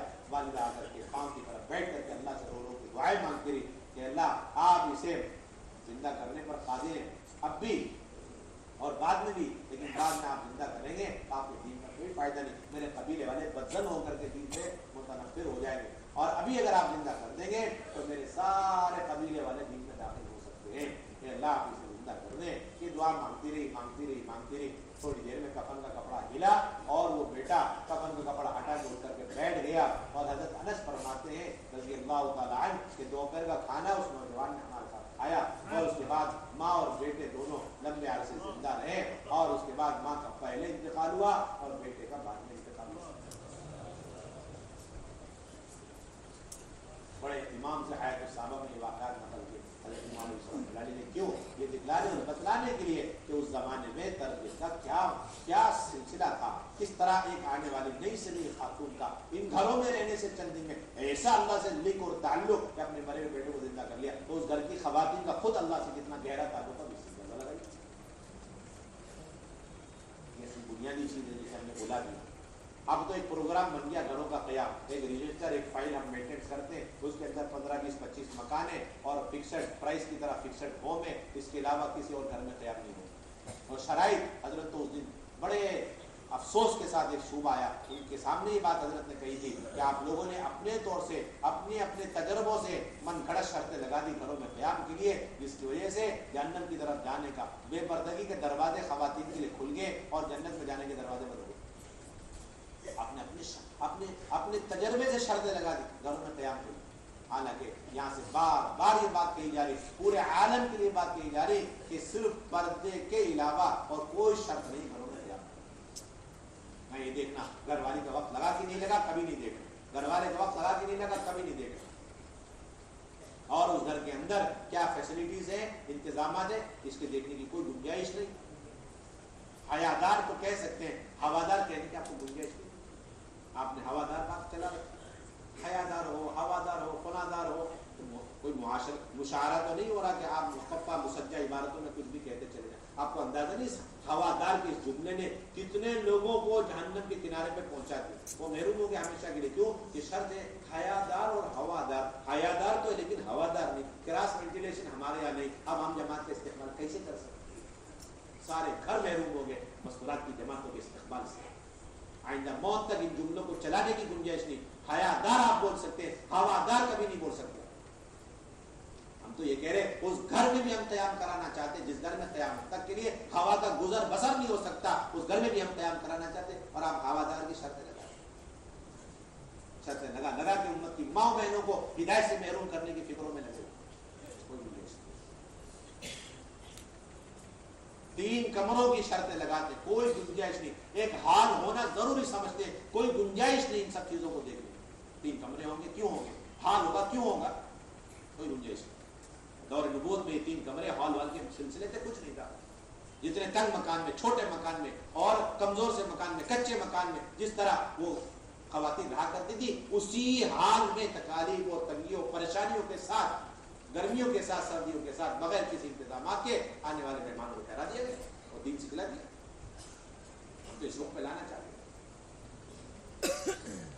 ان سب چیزوں کو دیکھنا یہ تنظیمی مزاج کی علامت ہے، دعوت کی مزاج سے اس کا کوئی تعلق نہیں۔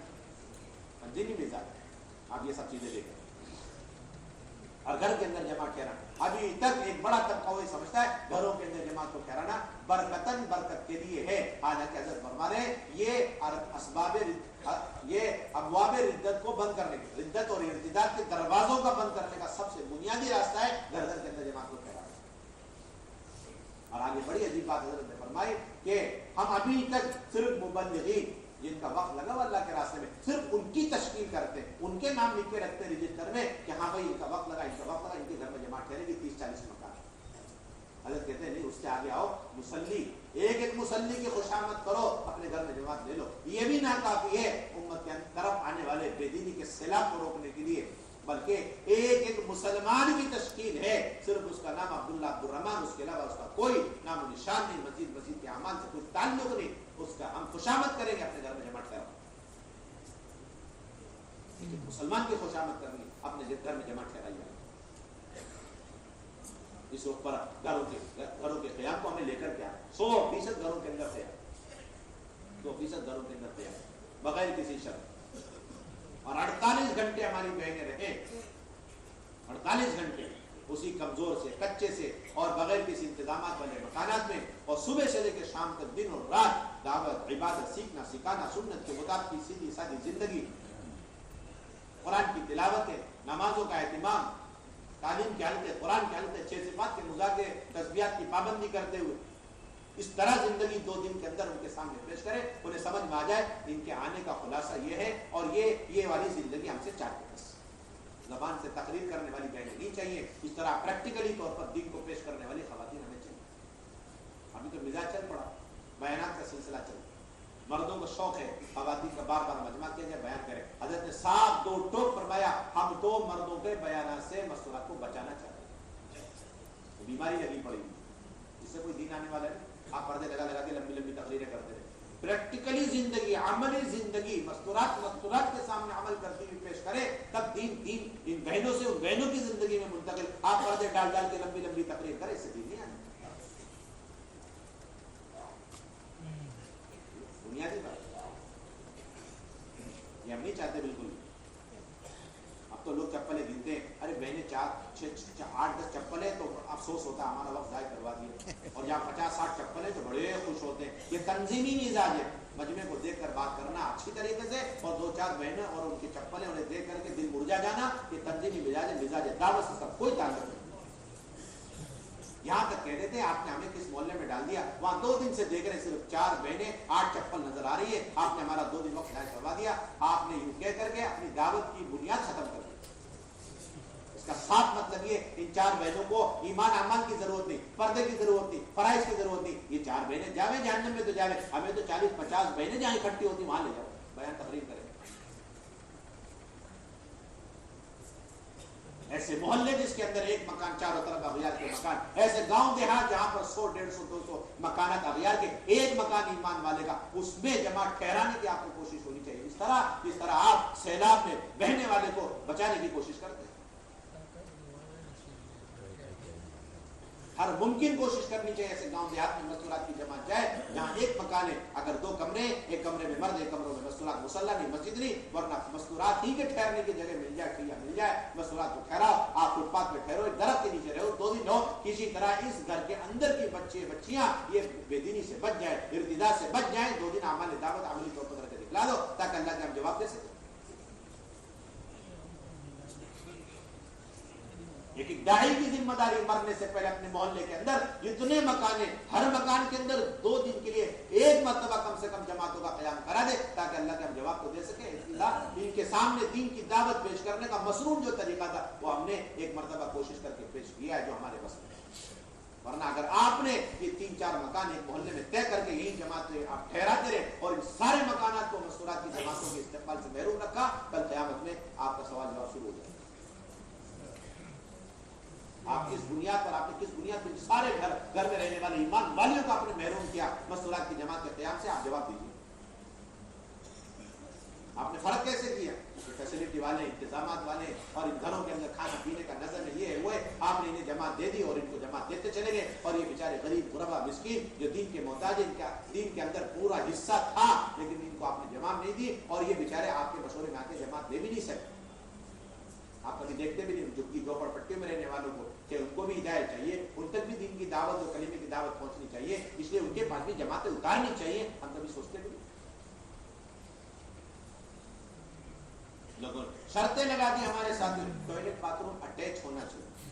یہ جتنے لوگوں نے شرطیں لگائی ہیں خدا کی قسم یہ سب کے سب کل قیامت میں ان سب سے پوچھ ہوگی ان لوگوں کے جہنم میں جانے کے سلسلے میں جو بنجارے تھے، سہارا نشین تھے، مویشیوں کے ساتھ جنگلوں میں گزر بسر کرتے تھے اور ادھر ادھر نقل مکانی کر کر کے زندگی گزار دیتے، جن کی موت تک اور قیامت تک کے لیے ٹوائلٹ باتھ روم اٹیچ کا تصور نہیں کر سکتے، لیکن وہ بھی دین کے، ہدایت کے، پردے کے، کلمے کے، نماز کے محتاج تھے. لیکن آپ کی شرط نے ان ساری ماں بہنوں کو قیامت تک کے لیے ان بنجارے لوگوں کو ہدایت سے محروم کر دیا. ان سب کے جنم میں جانے کا آپ سے سوال ہو، آپ نے شرط کیسے لگائی؟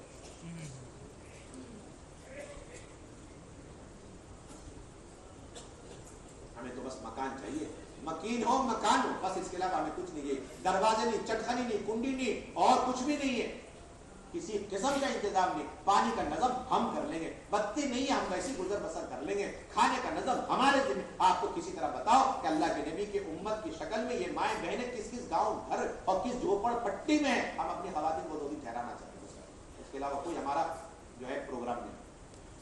کھوجنے کا مزاج بنے، تلاش کرنے کا مزاج بنے. نصرتوں کی بنیاد پر جماعتوں کا قیام نہیں ہمارے کہ یہاں نصرت ہے، یہاں پر دعوت ہے، یہاں پر استقبال ہے، بہت بلا رہے اور بہت ہمیں دعوت نامہ دیا جا رہا، ہم آ جا رہے، یہ کوئی سلسلے نہیں ہمارے. آج سے سارا مجمع عزم ارادہ کرے ایک ایک ایمان والی کو اور ایک ایک گھر کو مسلمانوں کو تلاش کرنا اور 3 دن اور عشرے کی سیروزہ کی چلے کی جماعتوں کو 2-2 دن قیام ان گھروں کے اندر کرا. ہاں اتنی بات ضرور ہے کہ جو کمزور جماعتیں آتی ہیں وہ سیروزہ کی عشرے کی اس کے اندر کمزور بہنیں ہوتی ہیں، انہیں آپ پرانے مکان میں ٹھہرائیں تاکہ ان کی تربیت سے ہو سکے. باقی جتنی چلے کی جماعت آ رہی وہ جتنا چاہے رونا روئیں آپ کے سامنے، ہماری بہنیں کمزور ہے، آپ کو قبول کرنے کی کوئی گنجائش نہیں۔ آپ کہہ دو نظام الدین سے ہم نے سنا چلے والی ساری بہنیں مضبوط شمار ہوتی ہیں، اس لیے کہ سب کا اشرہ لگا ہوا ہے اور سب کا 3 مرتبہ سیروزہ لگا ہے، انہیں تو ہر حال میں ہم اس قسم کے آپ تو اونچی اور اعلیٰ درجے کے مضامین دین ایمان کی باتیں سننے سنانے سیکھنے سکھانے کے لیے آپ چاہتے ہیں کہ ہمیں اعلیٰ درجے کے گھروں پر ٹھہراؤ، اور آپ کے پڑوس میں بے شمار مکان اور مکان میں رہنے والی بے شمار عورتیں کلمہ نماز کے لالے پڑے ہوئے، آپ کو ہم ان گھروں میں قیام کرنا ہے۔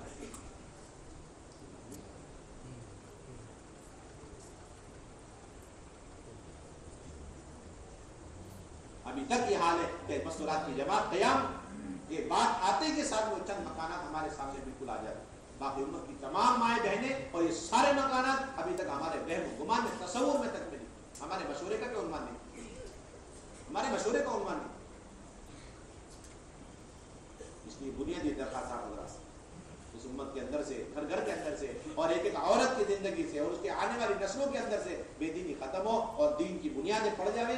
واحد راستہ، آسان راستہ، اینٹی ایک ایک ایمان والی، ایک ایک جماعت مستورات کی 2-2 دن کے لیے ہر گھر میں آپ ٹھہرا دیتے کیا رہی ہے اس کی فکر؟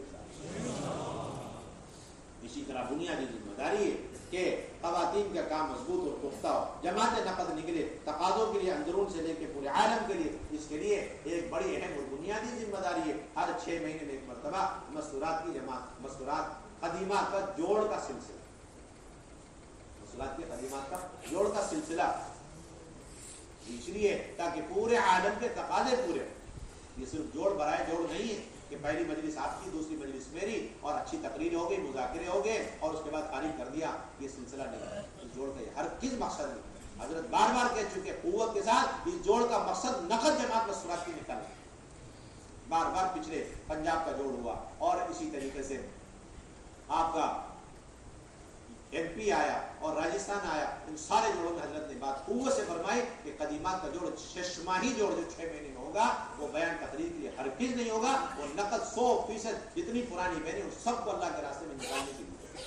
حیرت کی بات ہے، فرما رہے تعجب کی بات ہے، مردوں کا جوڑ ہوتا ہے وہ برائے نام نہیں ہوتا، برائے جوڑ نہیں ہوتا، وہ تو سارے مردوں کو، پرانوں کو، اندرون سے لے کے بیرون تک کے سارے تقاضوں پر انہیں پھیلانے کے لیے۔ لیکن قدیمات کا جوڑ 6 مہینے میں اتنی مشکل سے ہوتا ہے، لیکن ابھی تک ان کو اللہ کے راستے میں نقد نکالنا کہ ہم نے اپنے جوڑوں کا عنوان اور موضوع نہیں بنایا۔ آج کے بعد یہ مجمع ارادہ کرے کہ یہ 6 ماہی جوڑ میں ہم عالم کا جو چھوٹا بڑا تقاضا ہمیں ملے گا انشاءاللہ ہفتے واری تعلیم، اس کے بعد 6 ماہی جوڑ اس کے ذریعے ہم اسے مکمل کریں۔ 3 بہنیں 3 مرتبہ سیروزہ لگائی ہوئی بہنیں آئیں گی، عشرے والی بہنیں شریک ہوں گی، چلے والی بہنیں شریک ہوں گی، 2 ماہ بیرون والی شریک ہوں گی، اور نصرت میں وقت لگائی ہوئی بہنیں شریک ہوں گی۔ 5 قسم کی بہنوں کا جوڑ، 30 سے 40 جوڑے، زیادہ تعداد میں جوڑنا، 30 سے 40 جوڑے اس کے زیادہ تعداد میں اکٹھا کرنا مقصود ہے۔ کم سے کم تعداد میں اکٹھی ہو خواتین پرانی، تاکہ انہیں 100% وصول کر سکے جمع بندیوں سے۔ وہ کھانے کا کوئی نظم نہیں، نہ اجتماعی نہ انفرادی، اور مردوں کی شرکت لازمی ہے تاکہ جماعت بندی ہاتھ ہاتھ ہو سکے، نقد ہو سکے۔ مرد شریک نہیں ہوں گے تو یہ پھر ہفتواری تعلیم کا عنوان بن کے رہ جائے گا، یہ قدیمات کا جوڑ نہیں ہوا اور اس سے وہ فوائد اور مقاصد حاصل نہیں ہوں گے جس کے لیے جوڑ کیا جاتا ہے۔ مردوں کی شرکت لازمی ہے، 40 مہینے تو 40 مرد ہونے چاہیے تاکہ جماعت بندی اسی وقت، اور اس میں قواعد کے پرچے اہتمام کے ساتھ، عشرہ کا، چلے کے اور 2 مہینے بیرون کے قواعد کے پرچے ساتھ میں لے کر بیٹھنے چاہیے اہتمام کو۔ 3 باتوں کا مشورہ پہلے سے ہو جائے، استقبال میں کون رہے گا، مستورات میں، اندر باہر، اور اسی طریقے سے کتابی تعلیم کون کرائے مردوں میں اور عورتوں میں، اور پھر تشکیل کون کرے مردوں میں اور عورتوں میں۔ یہ 3 باتیں پہلے سے کریں۔ اور حضرت نے یہاں تک فرمایا کہ 2 مہینے پہلے آپ ساری مسجدوار جماعت، جتنی مسجدوار جماعت اور ان کی بہنوں کو آپ جوڑ رہے ایک جگہ، ان ساری مسجدوار جماعت پر تقاضے ڈال دو کہ بھائی آپ کے اطراف میں جتنی بہنوں کا وقت آ چکا ہے ان سب بہنوں کی تشکیل تفقد۔ اگر ایک مسجد ہے وہاں پر 5 بہنوں کا 3 مرتبہ سیروزہ لگ چکا ہے، انہیں پرچہ دے دیں کہ اس 2 مہینے میں آپ کو کوشش خود کر کے ان 5 بہنوں کا عشرے کی پوری تیاری کر کے کروائب کا پرچہ لکھ کر کے آپ کو آنا ہے جوڑ، اس پر لاؤ آپ اپنے جوڑ۔ جس طرح آپ ماشاءاللہ ہندوستان کے جوڑ میں آتے ہیں، پورے ہندوستان سے لوگ آتے ہیں، تو آتے وقت ہر صوبے والا 2-4 جماعت اپنی لے کر کے آتے ہیں، قواعد کے پرچے، مستورات کے بیرون کے پرچے، دوسرے سال کے علماء کرام کے، ایسے ہی آپ کو جوڑ میں کریں۔ یہ مسجد ہے, اس مسجد کے اندر عشرے لگائی ہوئی ماشاءاللہ 5 مہینے, بس ان کو چلے کا پرچہ پکڑانا اور کہنا 2 مہینے ہم بھی تعاون کریں گے, آپ کی ذمہ داری 2 مہینے میں مکمل کوشش کر کے ان کی پوری چلے کی جماعت تفقد کر کے قواعد کا پرچہ بنا کر آپ کو قواعد کا پرچہ لے کر کے آنا ہے اور بہنوں کو لے کر کے آنا ہے اور ہم پیش کر دیں گے کہ جماعت اندر 5 مہینے چلے کی پوری تیاری کے ساتھ ہیں. اب ان کو نظام الدین کاغذ بھیج کر کے رخ آ جائے گا, یہ 5 مہینے فوراً نکل. ایک مسجد اور ہے یا 3 مسجدیں, وہاں پر 3-4 بہنیں جن کا 2 مرتبہ چلا جا چکا ہے ماشاءاللہ. اب ان کو 2 مہینے کا پرچہ بیرون کا دے دیں, وہ پوری تیاری کر کے قواعد اور پاسپورٹ اور اسی طریقے سے وصولیہ بھی نماز بندی ہو گئی, بس شرکت کرنی ہے جوڑ میں اور قواعد کا پرچہ دکھلانا ہے تاکہ یہ ذمہ دار حضرات نظام الدین قواعد کا پرچہ بھیج کر ہمارا رخ منگائے اور رخ آتے کے ساتھ بھی یہ جماعت بیرون کی روانہ. یہ ہمارے پرانے قدیمات کے دور کا خلاصہ. اب پہلی مجلس شروع ہونے سے پہلے منتخب احادیث سے اللہ کے راستے میں نکلنے کے فضائل اور آداب اور نکلنے پر وعدے اور نہ نکلنے پر سخت ترین وعیدیں, اس سے متعلق ہمیں حدیثیں پڑھنی ہے. مجلس شروع ہونے سے پہلے آدھا گھنٹہ مردوں میں, آدھا گھنٹہ مستورات میں, اس کے بعد پہلی مجلس لگی. اس پہلی مجلس کے اندر بہت اہتمام کے ساتھ اللہ کے راستے میں نکلنے کے فضائل اور آداب اور اللہ کے راستے میں نکل کر خوب خرچ کرنے کا واقعات صحابہ کے اور صحابیات کے سنانے. کتنی صحابیات نے اپنے پہلے شوہر کو شہید کروا, کتنی صحابیات نے اپنے دوسرے شوہر کو, کتنی صحابیات نے اپنے تین شوہروں کو اللہ کے راستے میں شہید کروایا, کتنی صحابیات تھیں جو اللہ کے راستے میں شہادت کے ارادے جذبے کے ساتھ نکلی, کتنی صحابیات نے دنیا کے کس کونے میں اپنے محرم کے ساتھ قبریں بنائی ہیں. یہ سارے واقعات سنانے کے لیے یہ پہلی مجلس کا خلاصہ. اللہ کے راستے میں دیر کے لیے نکلنا, دور کے لیے نکلنا, مال خرچ کر, یہ ساری باتیں آپ کی پہلی مجلس میں آنی چاہیے اہتمام کے ساتھ. اس لیے جو ان باتوں کو امانت داری سے رکھ سکے اسی کو پہلی مجلس ملنی چاہیے اور مشورے سے دینا چاہیے. یہ کوئی اعزازی چیز نہیں ہے کہ کوئی بزرگ ہے فلاں صاحب ان کو پہلی مجلس دے دی, نہیں, یہ تو امانت میں خیانت ہے. ہمارے بار بار فرماتے ہیں کہ اکرام کے لیے دستر اور بستر ہے, یہ کرسیاں اور یہ مجالس اکرام کی چیز ہر چیز ہے. ہمیشہ یاد رکھیں اگر آپ چاہتے ہیں کام میں ہمارے کام کا 95% جو نقصان ہوا, چاہے مردوں کا کام ہو چاہے مستورات کا, وہ ان شخصیتوں کی رعایتوں کی وجہ سے. کام کی کوئی رعایت نہیں, کام کا کیا ہوا, مجلس کا کیا ہوا, مجمع میں اتنی قربانی سے بیٹھا ہوا, مجمع کی ضرورت اور مجمع کی تقاضے کی چیزیں کیا ہیں اس کی فکر نہیں. ایک صاحب مطمئن ہو جائے, خوش ہو جائے, ساری مجلس ان کے حوالے ہو. یہ کام کے ساتھ خیانت ہے. حضرت تو فرماتے ہیں جس کی مجلس طے ہوئی اور اس نے مولانا صاحب کے بیانات نہیں پڑھے, مولانا الیاس صاحب کے ملفوظات نہیں پڑھے, اس نے تو اس مجلس کے ساتھ خیانت کی.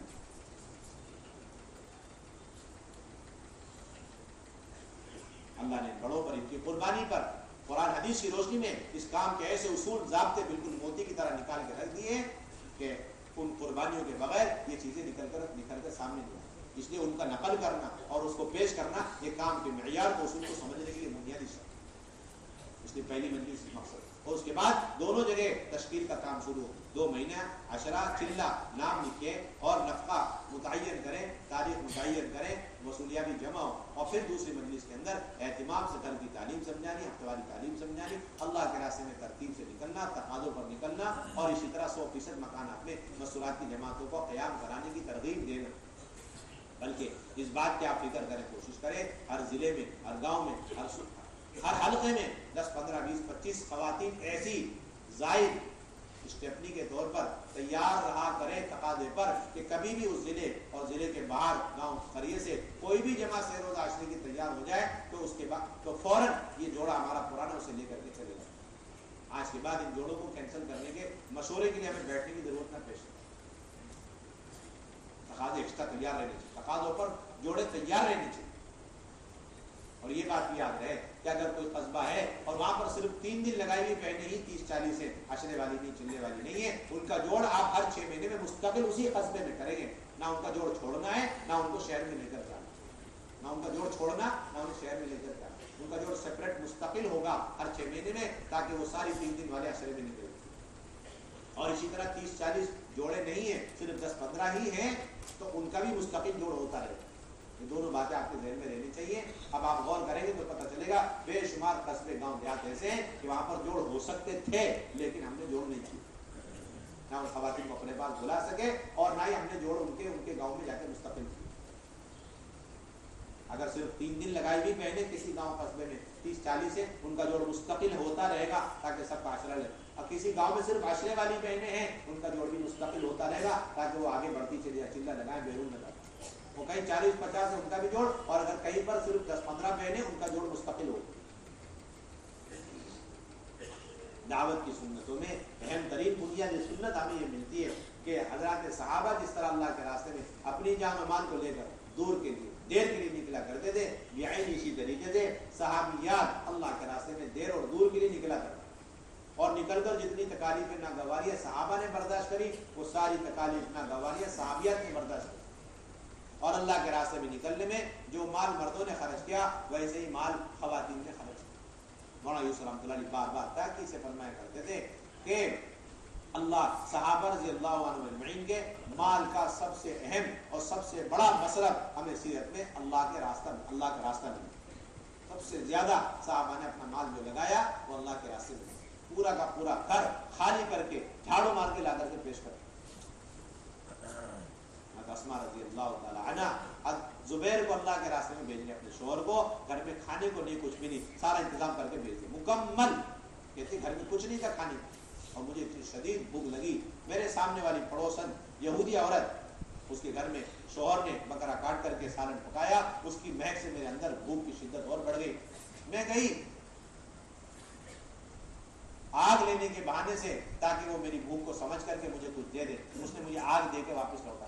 میں آئی، آگ کو بجھایا، پھر گئی، اسی طرح اس مرتبہ وہ سمجھ جائے میری مجبوری اور کچھ گوشت سالن دے دے، اس نے اس مرتبہ تھوڑا اور آگ زیادہ دیا، واپس کر دیا۔ تیسری مرتبہ گئی، اس نے تیسری مرتبہ اور زیادہ بھر کے آگ دے دی۔ میں آئی اور اس مرتبہ اس آگ کو بجھا کر روتی رہی۔ اتنے میں اس کا شوہر یہودی آیا، اس نے آ کر کے سب سے پہلے سوال کیا، سامنے جو عربن عورت ہے اس کو تم نے اس گوشت سالن میں سے دیا کہ نہیں دیا؟ جب تک اس میں سے نہیں دو گی اسے لے جا کر میں اس میں سے کچھ نہیں کھاؤں۔ یہ مثال ہے اس طرح خواتین اپنا سب کچھ اپنے شوہروں کو دے دے کر اللہ کے راستے میں، اور خود ہی اللہ کے راستے میں جب جاتی تھی تو 2 سال بعد واپس آیا کرتی۔ حضرت اسماء رضی اللہ تعالیٰ، صحابیات کا نکلنے کا معیار تو ہم نے دیکھا ہی نہیں آج تک۔ ہم تو اسی کو معیار سمجھ رہے، ہر تیسرے مہینے میں سہروزہ لگا لو، سال کا عشرہ لگا، 3 سال میں ایک مرتبہ چلہ لگا لو، یہ معیار، یہ تو معیار تک پہنچنے کا معمولی سا ایک راستہ ہے۔ اصل معیار صحابیات کا خروج ہے۔ اصل معیار کس کا خروج؟ اصل معیار تو صحابیات کا خروج۔ صحابیات کے خروج میں کیا ملتا ہے؟ صحابیات کے خروج میں ملتا ہے کہ وہ 10 سال اللہ کے راستے میں وقت لگا کر آئی۔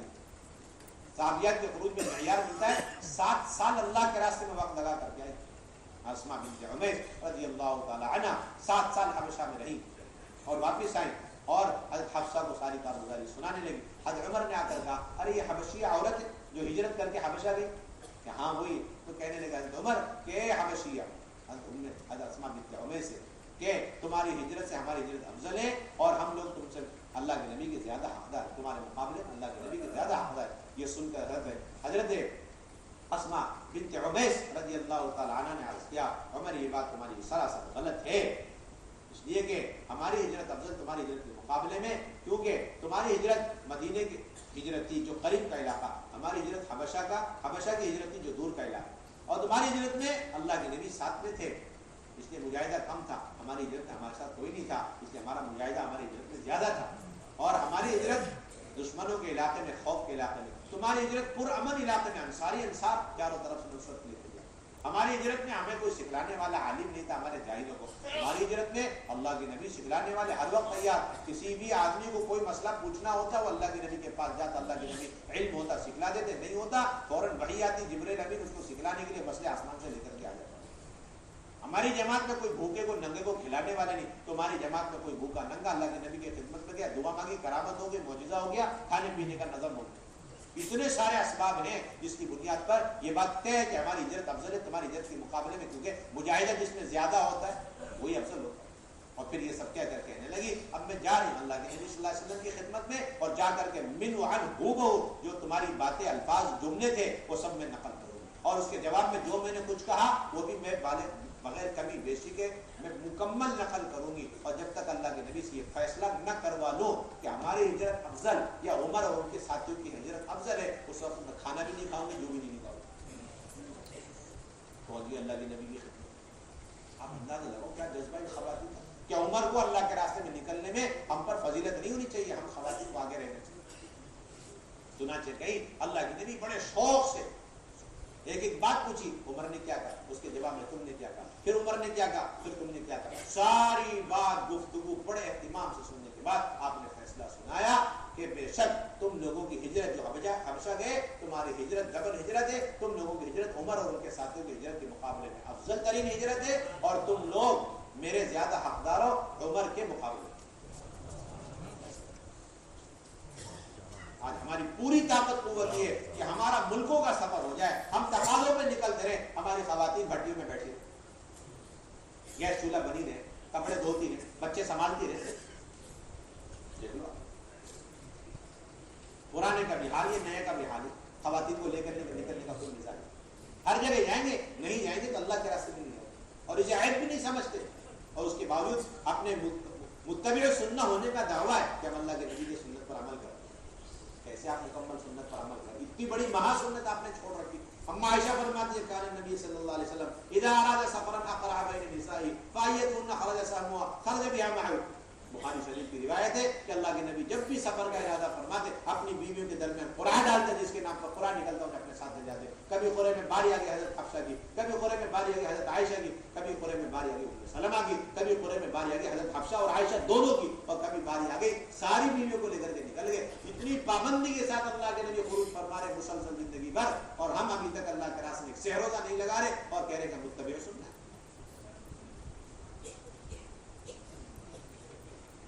کام تو ہم نے ابھی تک آدھا ہی کیا ہے. جو مردوں کا کام کر رہے ہیں مستورات کا، ان کے وہم و گمان میں نہیں ہے، ان کا کام ہے ادھورا ناقص. مشورے اٹھا کے ہم دیکھ لیں، اپنی ملاقاتیں اٹھا کے دیکھ لیں، مشورہ ہو رہا ہے 1 گھنٹے کا، 1.5 گھنٹے کا، جوڑ ہو رہا ہے 2 گھنٹے کا، 3 گھنٹے کا، سارا زور، ساری طاقت، قوت، ساری فکریں، ساری رائے، سارے مشورے کسی طرح وہ اعمال اچھے ہو، مضبوط ہو، زندہ ہو، جس سے مردوں کو ہدایت مل جائے، مرد ایک ایک جہنم سے بچ کے جنت میں چلے جائے. کبھی ہم ان مشوروں کے اندر، جوڑوں کے اندر، ملاقاتوں کے اندر ان اعمال کو بھی زندہ کرنے کی اتنی طاقت، فکریں، کوششیں، رائے لگاتے ہیں جس سے ایک ایمان والی جہنم سے بچ کر کے جنت میں چلی جائے، ہر خاتون جہنم سے بچ کے جنت میں چلی جائے. اور پھر کہتے ہیں ہمارا مشورہ نہج نبوت پر ہے. یہ تو آپ کا نہج نبوت سے ہٹا ہوا مشورہ ہے، جس کے اندر آپ امت کے صرف مردوں کی فکریں کریں اور امت کے اتنے بڑے طبقے خواتین کو آپ چھوڑ دیں. آپ کا مشورہ نہج نبوت سے ہٹا ہوا. آپ نے امت کے طبقے میں تفریق کر، امت کے اس طبقے کے امت کے اندر آپ نے تفریق کر. یہ مرد ہیں مستورات ہیں، مردوں کا کام ضروری ہے، مستورات کا کام ضروری ہے. آپ ثابت نہیں کر سکتے قیامت تک کوئی اللہ کے نبی کے زمانے میں ایسا مشورہ ہوا جس میں صحابہ اور اللہ کے نبی موجود ہو، اور اس مشورے میں صرف اور صرف اس امت کے مردوں کو جہنم سے نکال کر جنت میں لے جانے کی فکریں کی گئی ہو، اور اس مشورے میں خواتین کو بالائے طاقت رکھ دیا گیا، اور ان کے پردے، ان کے سنت شریعت اور ان کے فرائض کو زندہ کرنے، انہیں جہنم سے بچا کر جنت میں لے جانے کی فکریں نہ کی گئی ہو. آپ سیرت میں ایک مشورہ ایسا ثابت نہیں کر سکتے. آج ہمارے مشورے کے مشورے اسی بنیاد پر ہر وقت مردوں کی فکر مستوراتی کوشش کرتے. خروج کی جو اہمیت ہمارے نزدیک مردوں کی، خواتین کی اس میں عشر عشر کی کوئی اہمیت نہیں. یہ کہتے ہیں مردوں میں خروج پابندی سے اپنے معمول والا بھی ہو رہا، تقاضے والا بھی ہو رہا. یہ معمول والا بھی مردوں کے ساتھ، تقاضے والا بھی مردوں کے ساتھ، اندرون والا مردوں کے ساتھ، بیرون والا مردوں کے ساتھ، لمبے خرچ مردوں کے ساتھ، مستورات گھر بیٹھے.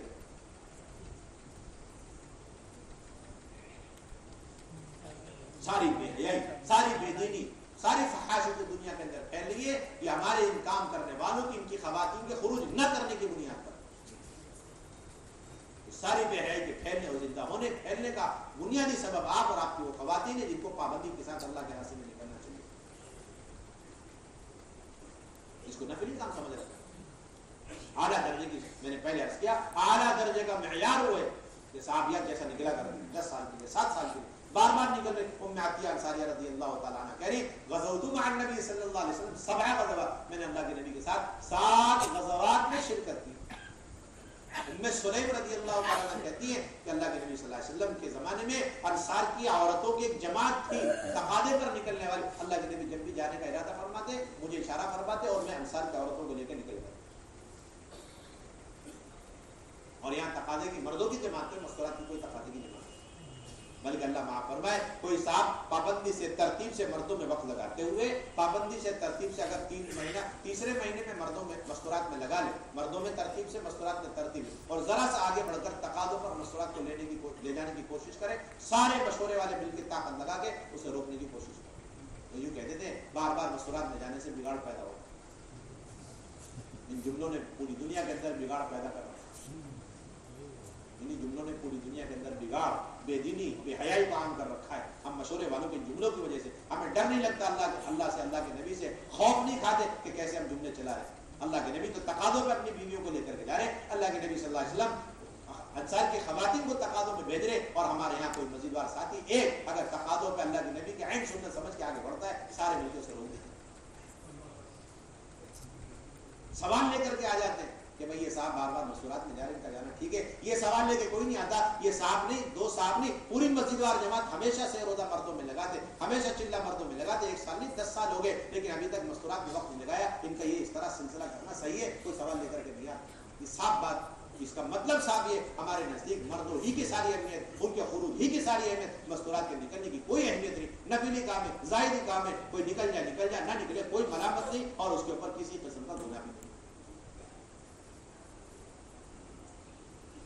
جس طرح آپ کے ذمے 2 مہینے مردوں میں نکلنا آپ اپنے لیے ضروری، اہم، عظیمت والا کام سمجھتے، اس طرح تیسرا مہینہ آتے ہی عظیمت ہے، آپ کے ذمے ضروری، لازم ہے کہ آپ تمام تقاضوں کو بالائے طاق رکھیں، اور سب سے پہلے اپنی اور اپنے تمام ساتھیوں کی تیسرے مہینے میں مستورات کے ساتھ سے روزے کی ترتیب قائم کریں. اس سے نیچے کوئی درجہ نہیں آپ حضرات کے لیے. آپ کو عمل سے ثابت کرنا کہ خواتین کا نکلنا کتنا ضروری ہے. آپ کا اس سال کا خروج ہو گیا چلہ 4 مہینے کی شکل میں، بیرون کی شکل میں. اب آپ کا اس سال کا مستورات کا عشرہ باقی ہے. جب تک وہ عشرہ نہیں لگے گا کوئی تقاضے پہ آپ نہیں جائے. سارا مجمع طے کر لیں. اتنی پابندی ہونی چاہیے خواتین کو لے کے نکلے.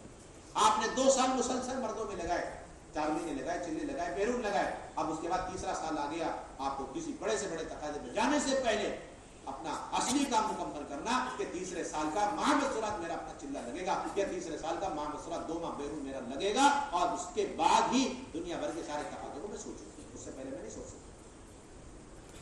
کیا آپ اس بات پر راضی؟ آپ کا کوئی ضلع، اس ضلع کے سارے مرد 5 وقت نماز کی پابندی کریں اور اس ضلع کے سارے مردوں کی نماز نہ پڑھیں، آپ اس پر راضی خوش ہیں؟ جب آپ اس پر راضی نہیں، ایک ادنا درجے کی عبادت کے سلسلے میں آپ اس فیصلے پر راضی نہیں، آپ بتاؤ ساری عبادتوں کو زندہ کرنے والی دعوت کی محنت میں اس ضلع کے سارے مرد نکلتے رہے اور اس ضلع کی خواتین نہ نکلے، اس پر آپ کیسے راضی ہوں گے؟ ایک مسجدوار جماعت مضبوط کہلاتی ہے، اس مسجدوار جماعت کے سارے مرد نمازیں پڑھ رہے اور ان مسجدوار جماعت کی مستورات نماز نہ پڑھے، ایسا ہو ہی نہیں سکتا. کوئی برداشت نہیں کر سکتا. پھر آپ اسے کیسے برداشت کرتے؟ اس مسجدوار کے ساتھی سب کے سب مردوں میں جا رہے، ان کی ایک خاتون سے روزہ 3 دن نہیں لگا رہے، عشرہ نہیں لگا رہے، آپ اس میں کیسے راضی ہو؟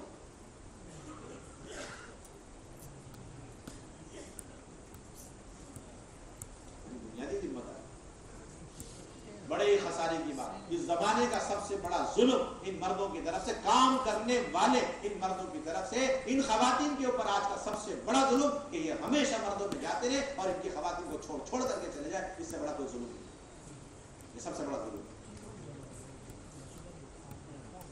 ان کی ایک ایک صلاحیت، فکری ہو، جسمانی ہو، ہر طرح کی پوری صلاحیت، طاقتیں اللہ نے دین کے کام ہی کے لیے دی.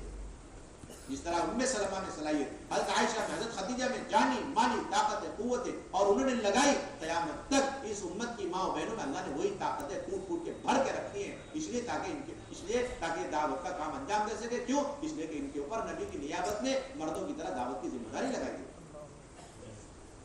اگر آپ نے ان کا استعمال نہ کیا، انہیں اللہ کے راستے میں نہ نکالا، گھروں کے اندر قیام کی شکلیں قائم نہیں کی، ان بہنوں کے اندر کی یہ ساری صلاحیتیں باطل اور برائی کے پھیلنے میں لگے گی. آپ کو احساس تک نہیں.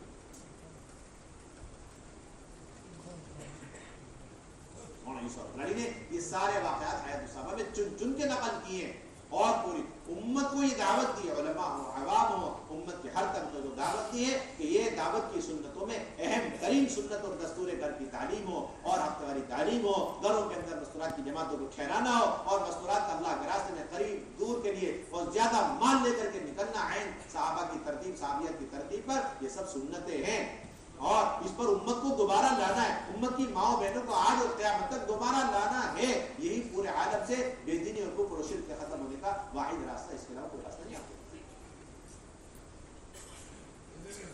بڑی عجیب بات لکھی مولانا تقی عثمانی صاحب بخاری شریف کے شرح انعام الباری باب خروج النساء الى المساجد کہ افریقہ گئے ہم جنوبی افریقہ، وہاں کچھ دیندار گھرانے تھے اور ان کے گھر سے پردہ رخصت ہو گیا، بے دینی عام ہو گئی، اور پھر انہوں نے سوچا چلو کچھ وقت تبلیغ میں لگاؤ، پتہ چلا تبلیغ میں کچھ وقت لگا خواتین کا تو وہ پردہ سارا اور وہ ساری دین اور ان کا سرمایہ دوبارہ لوٹ کے کر دیا۔ مولانا تقی عثمانی صاحب نے کارگزاری لکھی بخاری شریف کے حاشیے، بخاری شریف کے شرح انعام الباری 30 جلد، باب الخروج النساء الی النساء۔ مولانا یوسف لدھیانوی رحمۃ اللہ علیہ بڑے علماء میں، ہندوستان کے بڑے مفتیان کرام میں، آپ کے مسائل ان کا حل فتاوی کی مجموعہ ہے، اس سے کوئی مستغنی نہیں ہو سکتا۔ اس میں بار بار ان سے پوچھا گیا مستورات میں نکلنا کیسا، میں نکلنا چاہیے نہیں نکلنا چاہیے، آپ کی کیا رائے؟ کہنے کہ نکلنا چاہیے، میں خود نکلا اپنی بیوی کو لے کر، آنکھوں سے میں نے فائدہ محسوس کیا، نفع ہی نفع ہے، ہر ایک کو نکلنا چاہیے اپنی بیوی کو لے کر۔ مولانا یوسف لدھیانوی رحمۃ اللہ علیہ کر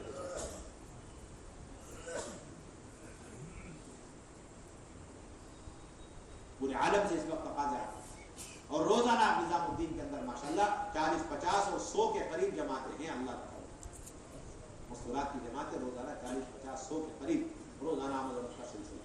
ملکوں کے اس وقت تقاضے عربی جوڑے چاہیے، انگریزی جوڑے چاہیے، لمبے خرچ کی جماعتیں چاہیے۔ ابھی مراکش کے اندر جوڑ ہوا، اس کے اندر افریقہ کے بے شمار مغربی جو ہے مغربی افریقہ کے لوگ بیٹھ کر کے بار بار کہہ رہے تھے لمبے خرچ کی انگریزی جوڑے عربی جوڑے ہمیں چاہیے۔